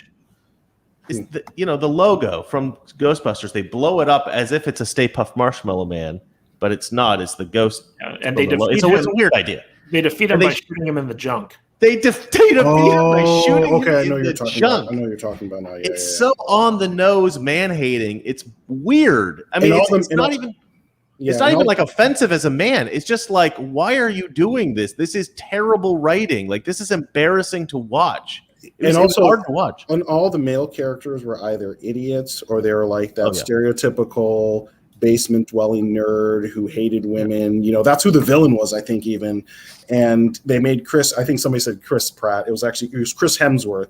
I mean, they made him kind of this total himbo who was just like barely did anything, and he was just eye candy for the ladies.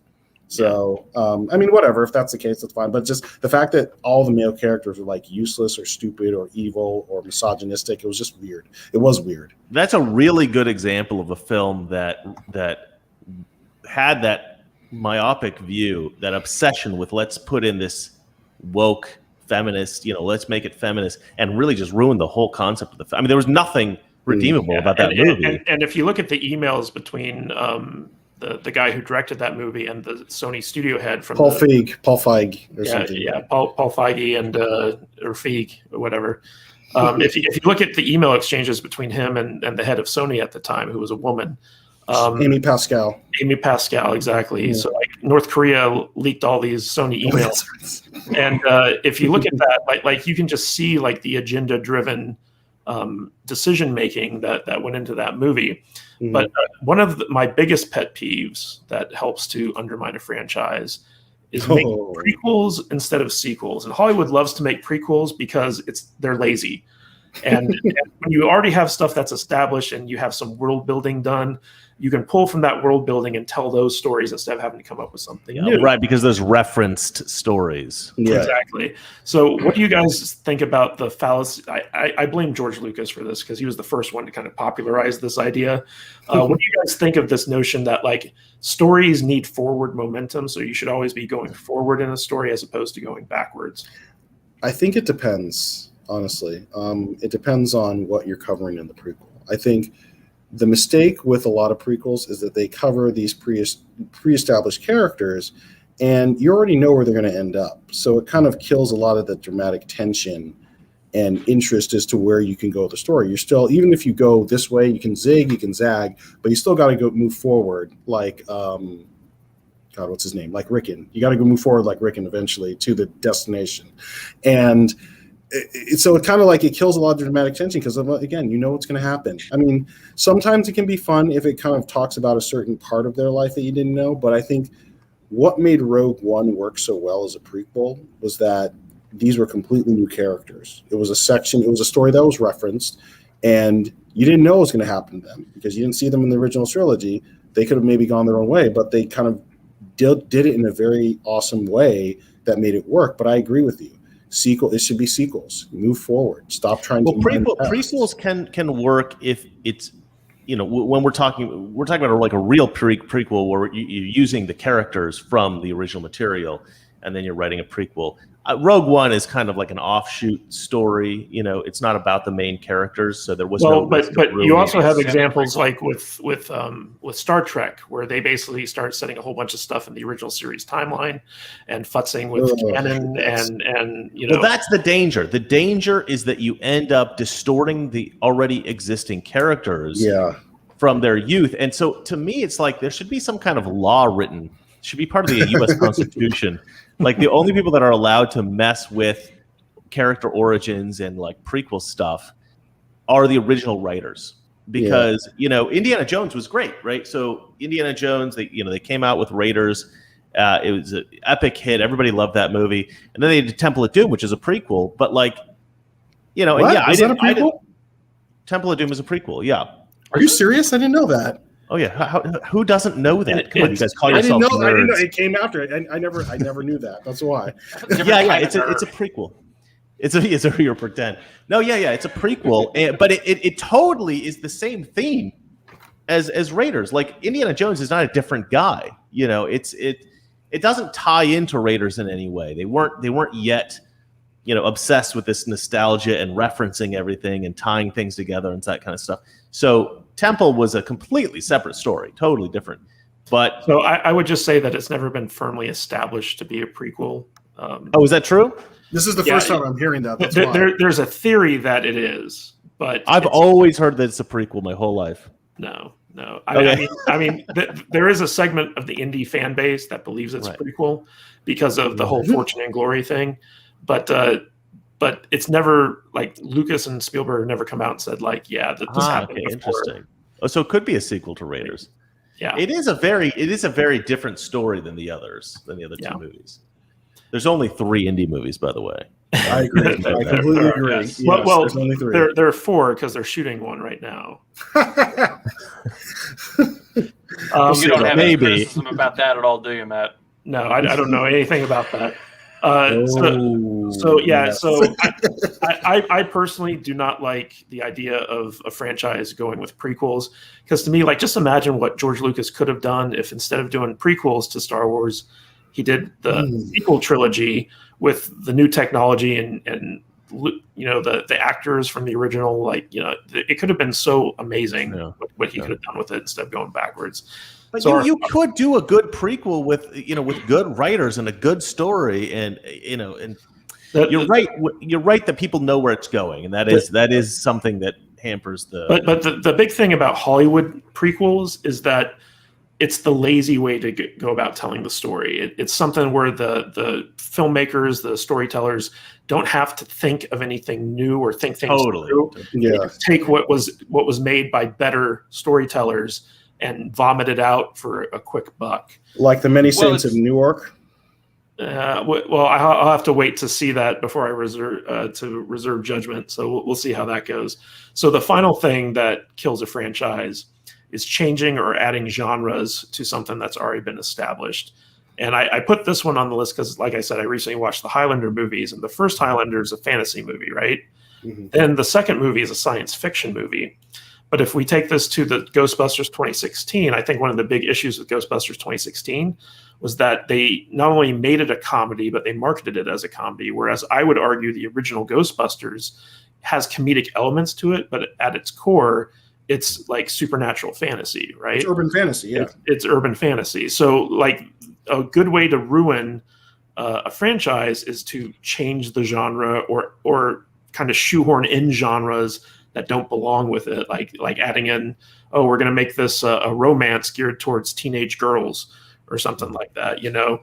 So what do you guys think about, you know, the changing of genres for franchises? I think like maybe adding on is not the worst thing in the world to do. Like sometimes you expand the world, especially when you have a speculative fiction franchise, like not one that's like, say, like Star Wars, which is like space fantasy, we get it.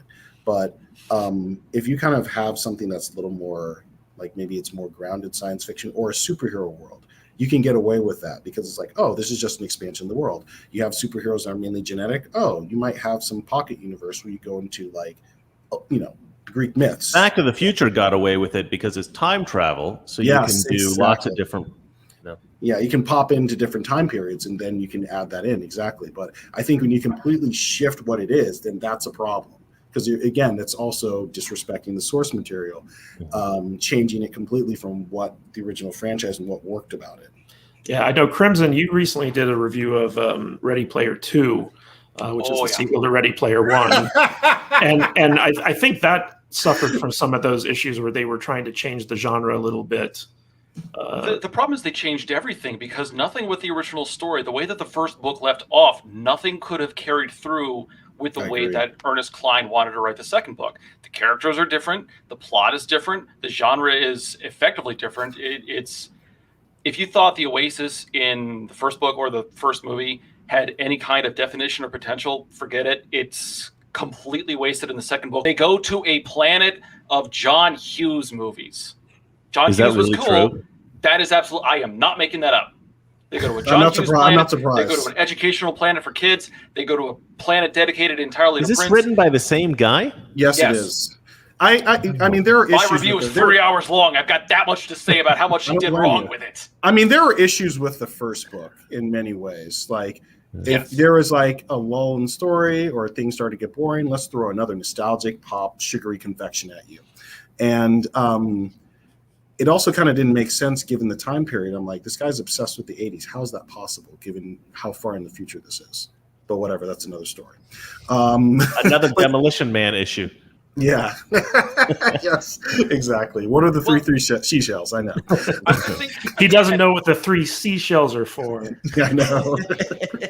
I think at best you're going to find some sort of a tie-in like what we see with the MCU, where they're all superhero movies, but they're all slightly different ideas of superhero approaches. And that's cool. That's actually, I mean, that's the only way that would work. Like, what was great is that with Captain America, you have this kind of like more grounded kind of espionage, spy thriller, geopolitical thriller type world, which is great. And then you have Guardians, which is basically like, you know, Flash Gordon. Flash Gordon. And then you have and then you have Thor, which is basically the 9 realms, mythology. Thor, every movie in Thor is a different genre in and of itself. Yeah, I know. It's true. That's a good point. And then you have Doctor Strange, which really delves into magic and mysticism and whatnot. And same with Shang-Chi. So I like how interesting is the Captain America films became political thrillers. Yes. You know, like it was a superhero movie, but it was a subgenre within the superhero, which I thought was great, and that needs to happen.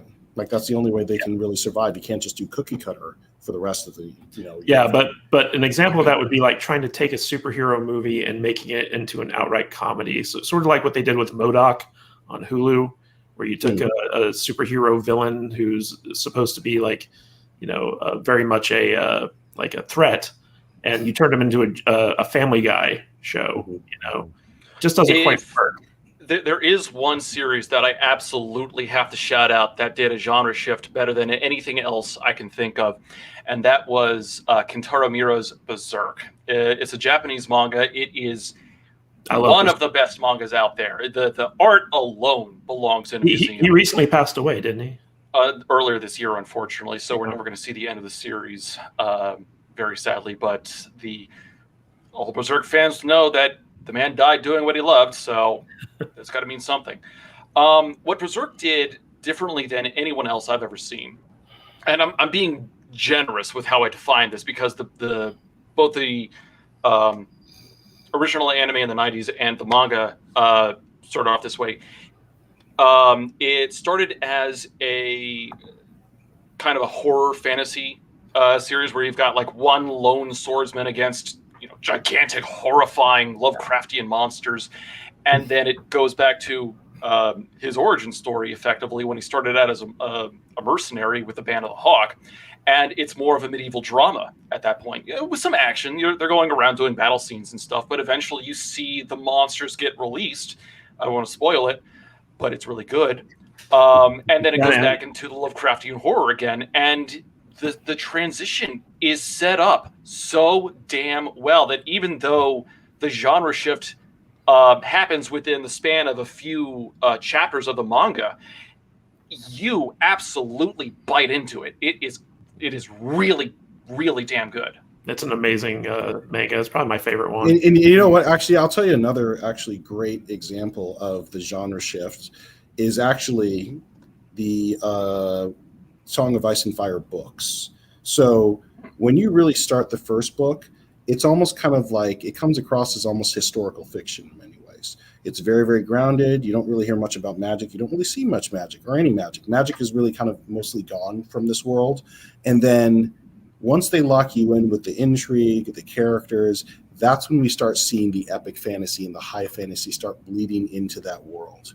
And that's when you see it really kind of affect the characters, affect their lives. You see dragons appear. You're seeing White Walkers start to come in, all these things. And it really kind of becomes, and I mean, it was always an epic fantasy, but you started kind of almost moving to its final form, if you will. Kind of like, yeah, one of the things that hooked me into the Song of Ice and Fire books was that it felt like historical fantasy, and it was kind of focused on the politicking and all this stuff, and the magic slowly creeps in, and by the time you get like, you know, midway through the series, it's like, oh, now these two forces are kind of like equally, you know, it is kind of moving into high fantasy territory. Yeah. So yeah, and as unwieldy as sometimes the characters can be in terms of the amount of characters, when you still never lose sight of the personal stories, the personal stakes, then you can go as big as you want to, because you still have the hooks in the character. You still have the hooks into their journey and what they're up against, what they have to face, and maybe their relationships.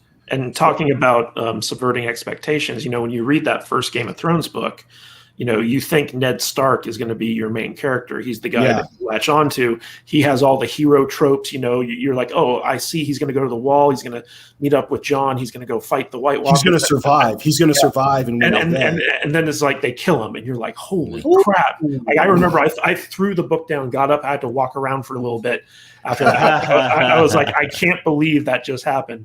And then even with that, even after that happened, you thought that Robb would avenge him, the son, the young hero, the young wolf. God.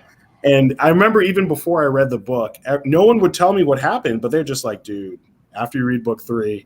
And I remember when I read that the Red Wedding in book 3. God. Yeah. And the thing about normally you're not supposed to kill off major characters. No. But again, if you write these things well enough, you know, you're not, you know, you make a good point. Prequels are usually pretty bad.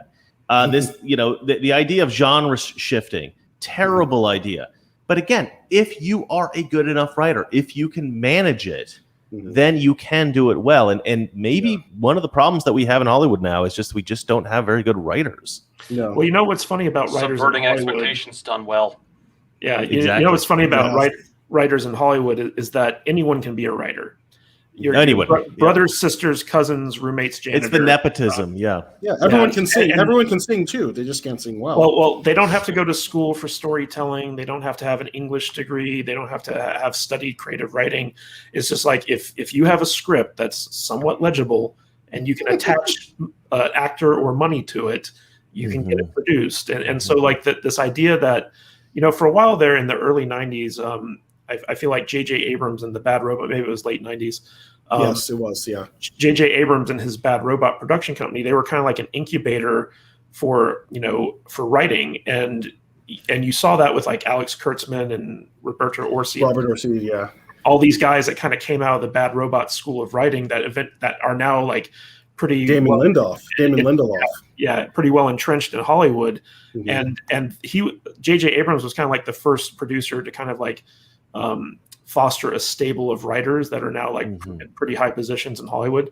And you don't see that anymore. I remember if you know anything about Michael Ovitz, who started this creative artist agency, CAA, in Hollywood, his big thing, the way that he was able to rise to power, was he signed all the best writers in Hollywood.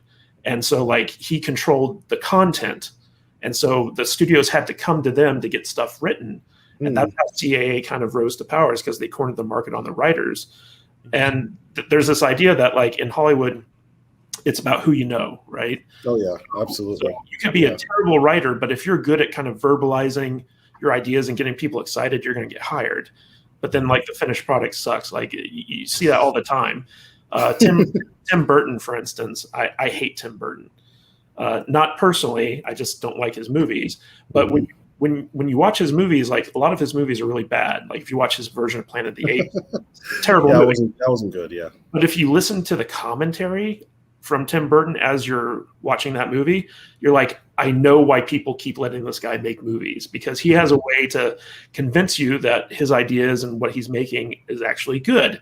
But if you just judge it on its merits, it's not. And there a lot of writers in Hollywood are like that, where they can, they know the right people, they know how to do the right pitches, but when it comes down to actually delivering a good script, they're terrible at it. We should be grateful for that Planet of the Apes movie, because it prevented Tim Burton from making his version of Superman. So we should all be grateful. Oh yeah. I don't think Tim Burton should. I think you're being a little harsh on Tim Burton. I don't know if he's the best person to make films that are other people's kinds of films, right? Like Planet of the Apes was somebody else's film, really, first. I think it was Rod Serling, right? And who wrote the original Planet of the Apes. And he took that and he kind of massacred it. But his original stuff, like Nightmare Before Christmas and stuff like that, the original Batman movie, like people are obsessed with Tim Burton, and for good reason. Tim Burton isn't one of my favorite filmmakers, but he is the favorite of a lot of people, and there's a reason for that. He's a quirky lunatic, but what he does.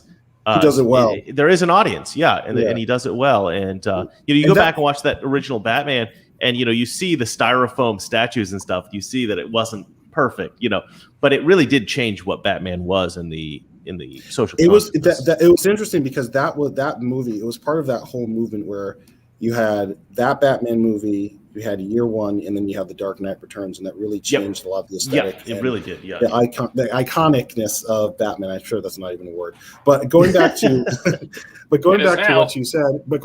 you said, it's kind of like that's kind of how I feel about Rian Johnson. Is that he butchered The Last Jedi and he did a terrible job, but his own stuff is actually pretty decent. Like when you kind of leave him in his own little sandbox and he does his own thing, like when he did Brick, that was fun. He did Looper, that was awesome. Knives Out was entertaining. So just if he's doing his own thing, fine, great. Do your own IP. Just keep him away from everybody else's IP. The problem with hiring Rian Johnson to do a Star Wars movie is that he wasn't making a Star Wars movie. He was making a Rian Johnson movie. So like if you look at Marvel's kind of MO, they take these directors who are not auteurs. They're kind of plug and play directors because the producers can control them, and that's how they keep kind of uniform. Or they're up and coming, so they haven't really formed their own identity. That's kind of how they keep control of the franchise, right? Yeah. Whereas with Star Wars, Kathleen Kennedy's philosophy was, I'm going to get young, talented filmmakers and let them go off and do their own thing unsupervised. And then we saw how that turned out. Like the guys who were directing Solo had to get fired and replaced by Ron Howard, and Rogue One was a complete mess. Like Tony Gilroy had to come in and completely reshoot the third act. Gareth Edwards was all over the place, and Rian Johnson delivered the most fracturing, divisive movie of any franchise ever made. So anyway, guys, we've been going on for about 2 hours now. So what I want to do is I would just want to go around and let you guys have a final word, like share any thoughts or ideas that you might have. Open it up to chat while these guys are doing their final thoughts. Let us know if you have any questions. We'll tackle those, and then we'll call it a day. So let's start with you, Crimson. You got any final thoughts, any ideas that we didn't talk about when it comes to ruining franchises? One thing that I wanted to jump back to was not respecting the source material. Half my channel is about adaptation reviews, so it's kind of my forte. Yeah, we'll go with forte. Good word. One of the things that I've heard, and I cannot confirm this, is that no one apparently reads in Hollywood, which seems to be true because books oftentimes are just lazy recaps of events rather than the actual spirit of the story. So you don't get that spark that made the story special. It made it resonate with you. But they can still be done well if the director actually respects the source material. And a great example of that I saw recently was The Green Knight. David Lowery I want to see that. was it's glorious. If you are into classic Arthurian stories or parables, then they're great. For what is effectively the story is, Sir Gawain gets challenged to a fight, goes on a journey and gets scolded a lot. And he took a concept that was that simple and made it a glorious, refreshing breath of fresh air. That movie is beautifully shot. Dev Patel is incredible throughout the whole thing. There's this one moment where I don't want to say too much about it, but Patel gets tied up and left for dead in a forest, and the concern is no one's around to ever save him, so he's probably going to die here. The camera kind of just pans around the entire meadow, and then it comes back, and it's just a skeleton wearing Gawain's clothes, and then it pans back around, and Gawain's like, I'm going to die if I don't do anything, and jumps into action. Yeah, clever. It captures and they embrace the embrace the fantasy part of the Arthurian legend too, I heard too. They embraced the fantasy. They kept with the spirit of the whole thing. It was a very unique vision, and I'm absolutely going to go back and see it again. I highly recommend this series. Not just, I would just go see it. It's so good. I remember reading that story in high school and thinking like, oh man, this would make a great movie. So You're right. yeah, College for me, but same. Yeah. yeah. All right, so Crimson, anything else you want to leave the chat with? Just well, short of plugging myself, I'm good. Okay, Charles, you got any final thoughts on how to ruin a franchise? I really hope that more people, more producers will look at Cobra Kai and look at it as kind of a North Star to follow when it comes to, if you're going to reboot something, that's the way to go. You respect the main characters, you respect what came before, and you can bring in these new characters, but you find a way to pass the torch and make us care about these new characters and their journeys. I think what's not smart is, like, for instance, going back to Black Widow, I can understand, maybe some of the ways that Black Widow was portrayed in, say, the Iron Man 2 movie might have not been the best. It didn't really leave the best impression on me. I was just like, okay, take it or leave it. I wanted Emily Blunt. That was my first thought. But in Avengers, the first Avengers movies, I was sold after that on ScarJo and the character because of good writing. And that's what you need to do.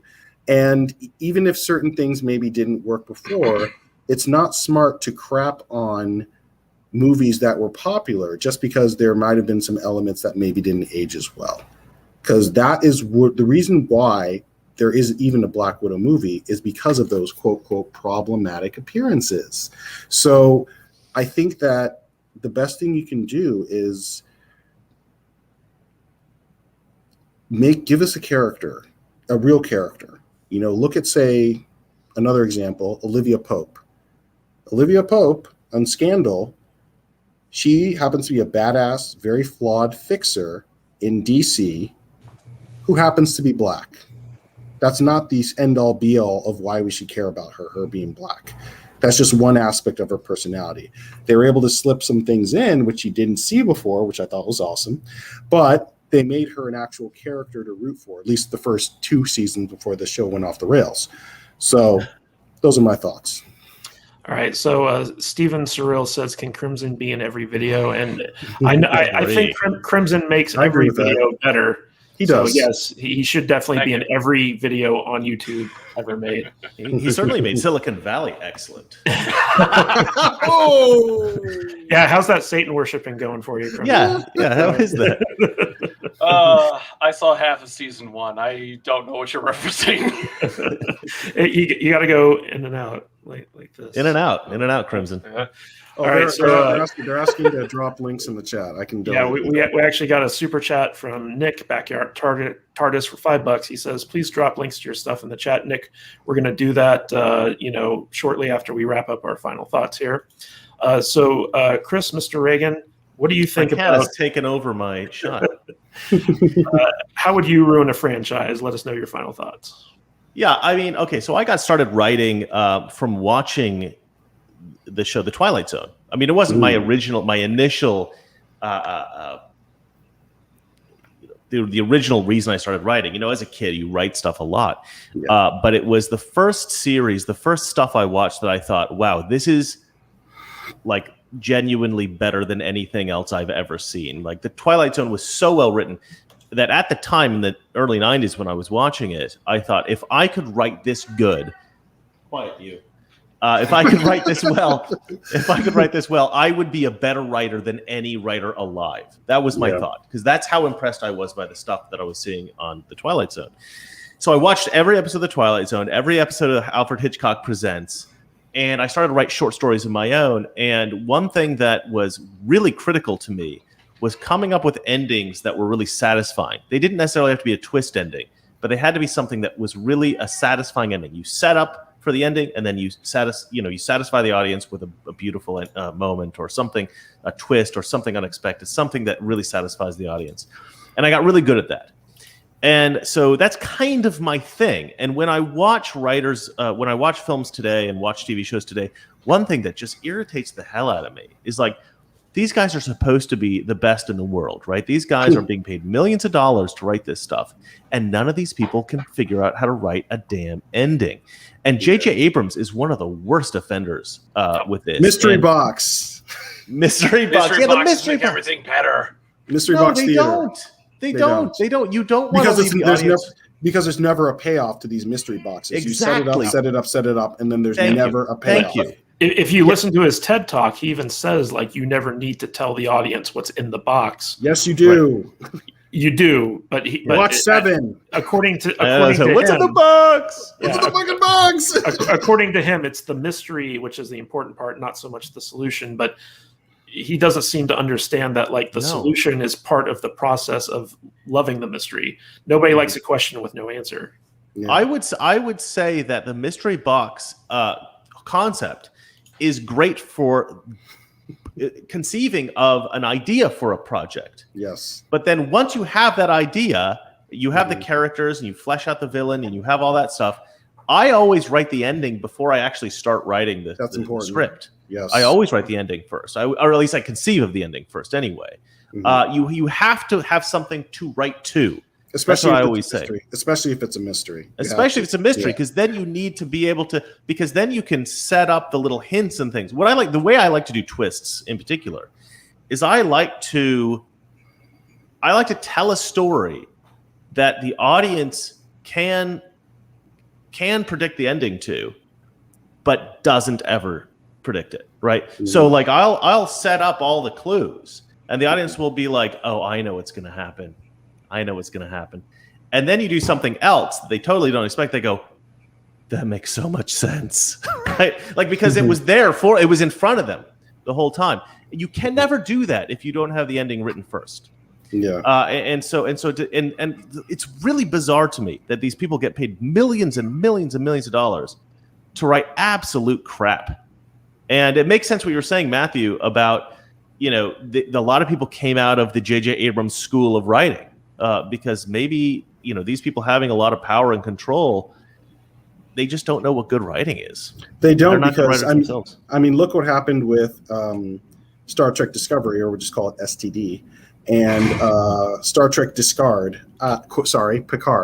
One thing I'll also add to what you're saying, please bring back TV show intros. That seems to have gone the way of the dodo, and we don't have these iconic or theme music like the A-Team or Quantum Leap anymore. MacGyver. Yeah, these are great. Music, because none of these shows, they just show the title card and that's it. And I'm like, dude, what about the music? That was part of the whole thing. Is you could almost see, like, it's kind of like that Seinfeld episode where they're kind of dancing along to the freaking Melrose Place music. I mean, come on, we want to be doing that. Yeah, that's right. Yeah, that's a good point. All right, guys. Well, thank you all so much for coming on. We're going to do one final go around where you can tell people where they can find you. But I thought that this was a great discussion. A lot of great insights from actual storytellers, people who understand writing, storytelling, all that stuff, which I think is unique because on YouTube you usually just get people, I liked watching this. So thank you all for coming on tonight's stream. Thanks for having me. Crimson, why don't you tell everyone where they can find you and where they can check out your channel and any of the social media that you're on? Well, the easiest place to find me would be on YouTube. Channel is KrimsonRogue, Crimson spelled with a K. I'm also on Twitter at the same handle. Hold on. Crimson what? I'm actually going to look this up. What? Crimson what? Rogue. Rogue. Yes, like Rogue Scout, like Rogue Squadron. Yeah, something like that. Lost my train of thought there. So, yeah, I mostly just do book reviews, adaptation reviews. Almost all centers around faults in writing and trying to teach people how to write well, because God knows we are in a serious deficiency of talented writers in places like Hollywood. I am also writing a novel, and I want people to start bothering me about it to actually get it written, because I've been working on this for about 3 years now, and I need a swift kick in the ass. Do it. Actually, to tie in with what Chris had just said about writing the ending, it's going to be a 5-book series, and I've got a general outline for all the books, but like the last 10 chapters of the last book, I've got completely mapped out down to the finest detail. Nice. So I mean, he's absolutely right about knowing what you're building towards. So. Yes, that's super key. Yeah. All right, so I've been a big fan of Crimson's channel for a long time. He does these funny sketches in addition to some of his reviews, so definitely worth checking out. Crimson with a K. I found you. I am now subscribed. I'm definitely going to subscribe. I'm going to look for that. Yeah. 52 movies a year with the $4.99 super chat. I like this show. Thank you so much. 52 movies a year. We like you. Appreciate that. Okay, so Charles, why don't you tell them where they can find you? So you can find me on in social media. You can find me on Instagram and Twitter at CCEKEKE. You can also find me on Facebook at CCEKEKE. Or you can find my books on Amazon.com. Just look for CCEKK. Yeah, and look forward to talking on social media. And what's your series called? I have 2 series. There's one called the Pantheon Saga. That's the superhero fiction series. And then I have an earlier series called the Star Brigade series. Awesome. All right. And Mr. Reagan, where can they find you? I am Mr. Reagan on YouTube, but there's one caveat in that my show isn't really about books or writing or movies. It is a political show, political analysis. So if you don't like conservatives, or if you just want to troll me, that's okay too. So I do, conservative political analysis. I'm doing another show now called Mr. Pagan, which is like a joke version where I pretend to be a leftist and talk about how amazing SJW woke politics are. And so that's a kind of like counterpoint to my other show. But I basically saying the same thing on both shows. One's just more of a comedy show, and the other one's a more serious news and politics show. But yeah, Mr. Reagan on YouTube or Mr. Pagan on YouTube. I'm on Twitter as well, Mr. Reagan USA. But those are my main things, YouTube. But again, it's politics. It's not about this kind of stuff.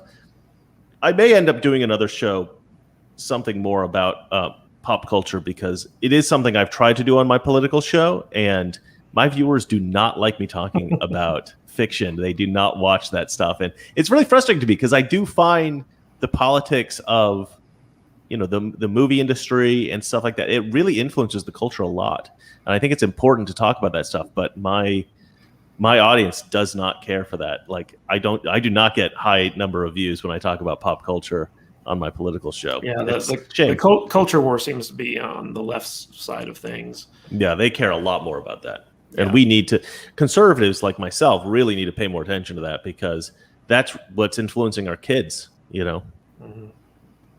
Well, guys, thank you so much for coming on this show. It was a really great discussion. And to those of you out there watching, we're going to try to make this a regular thing on the Salty Nerd YouTube channel, where once a week we would like to do a bad writing live stream where we have different panelists come on and share their insights with different topics. This was kind of our flagship episode, just to kind of work out the format, see how it would go.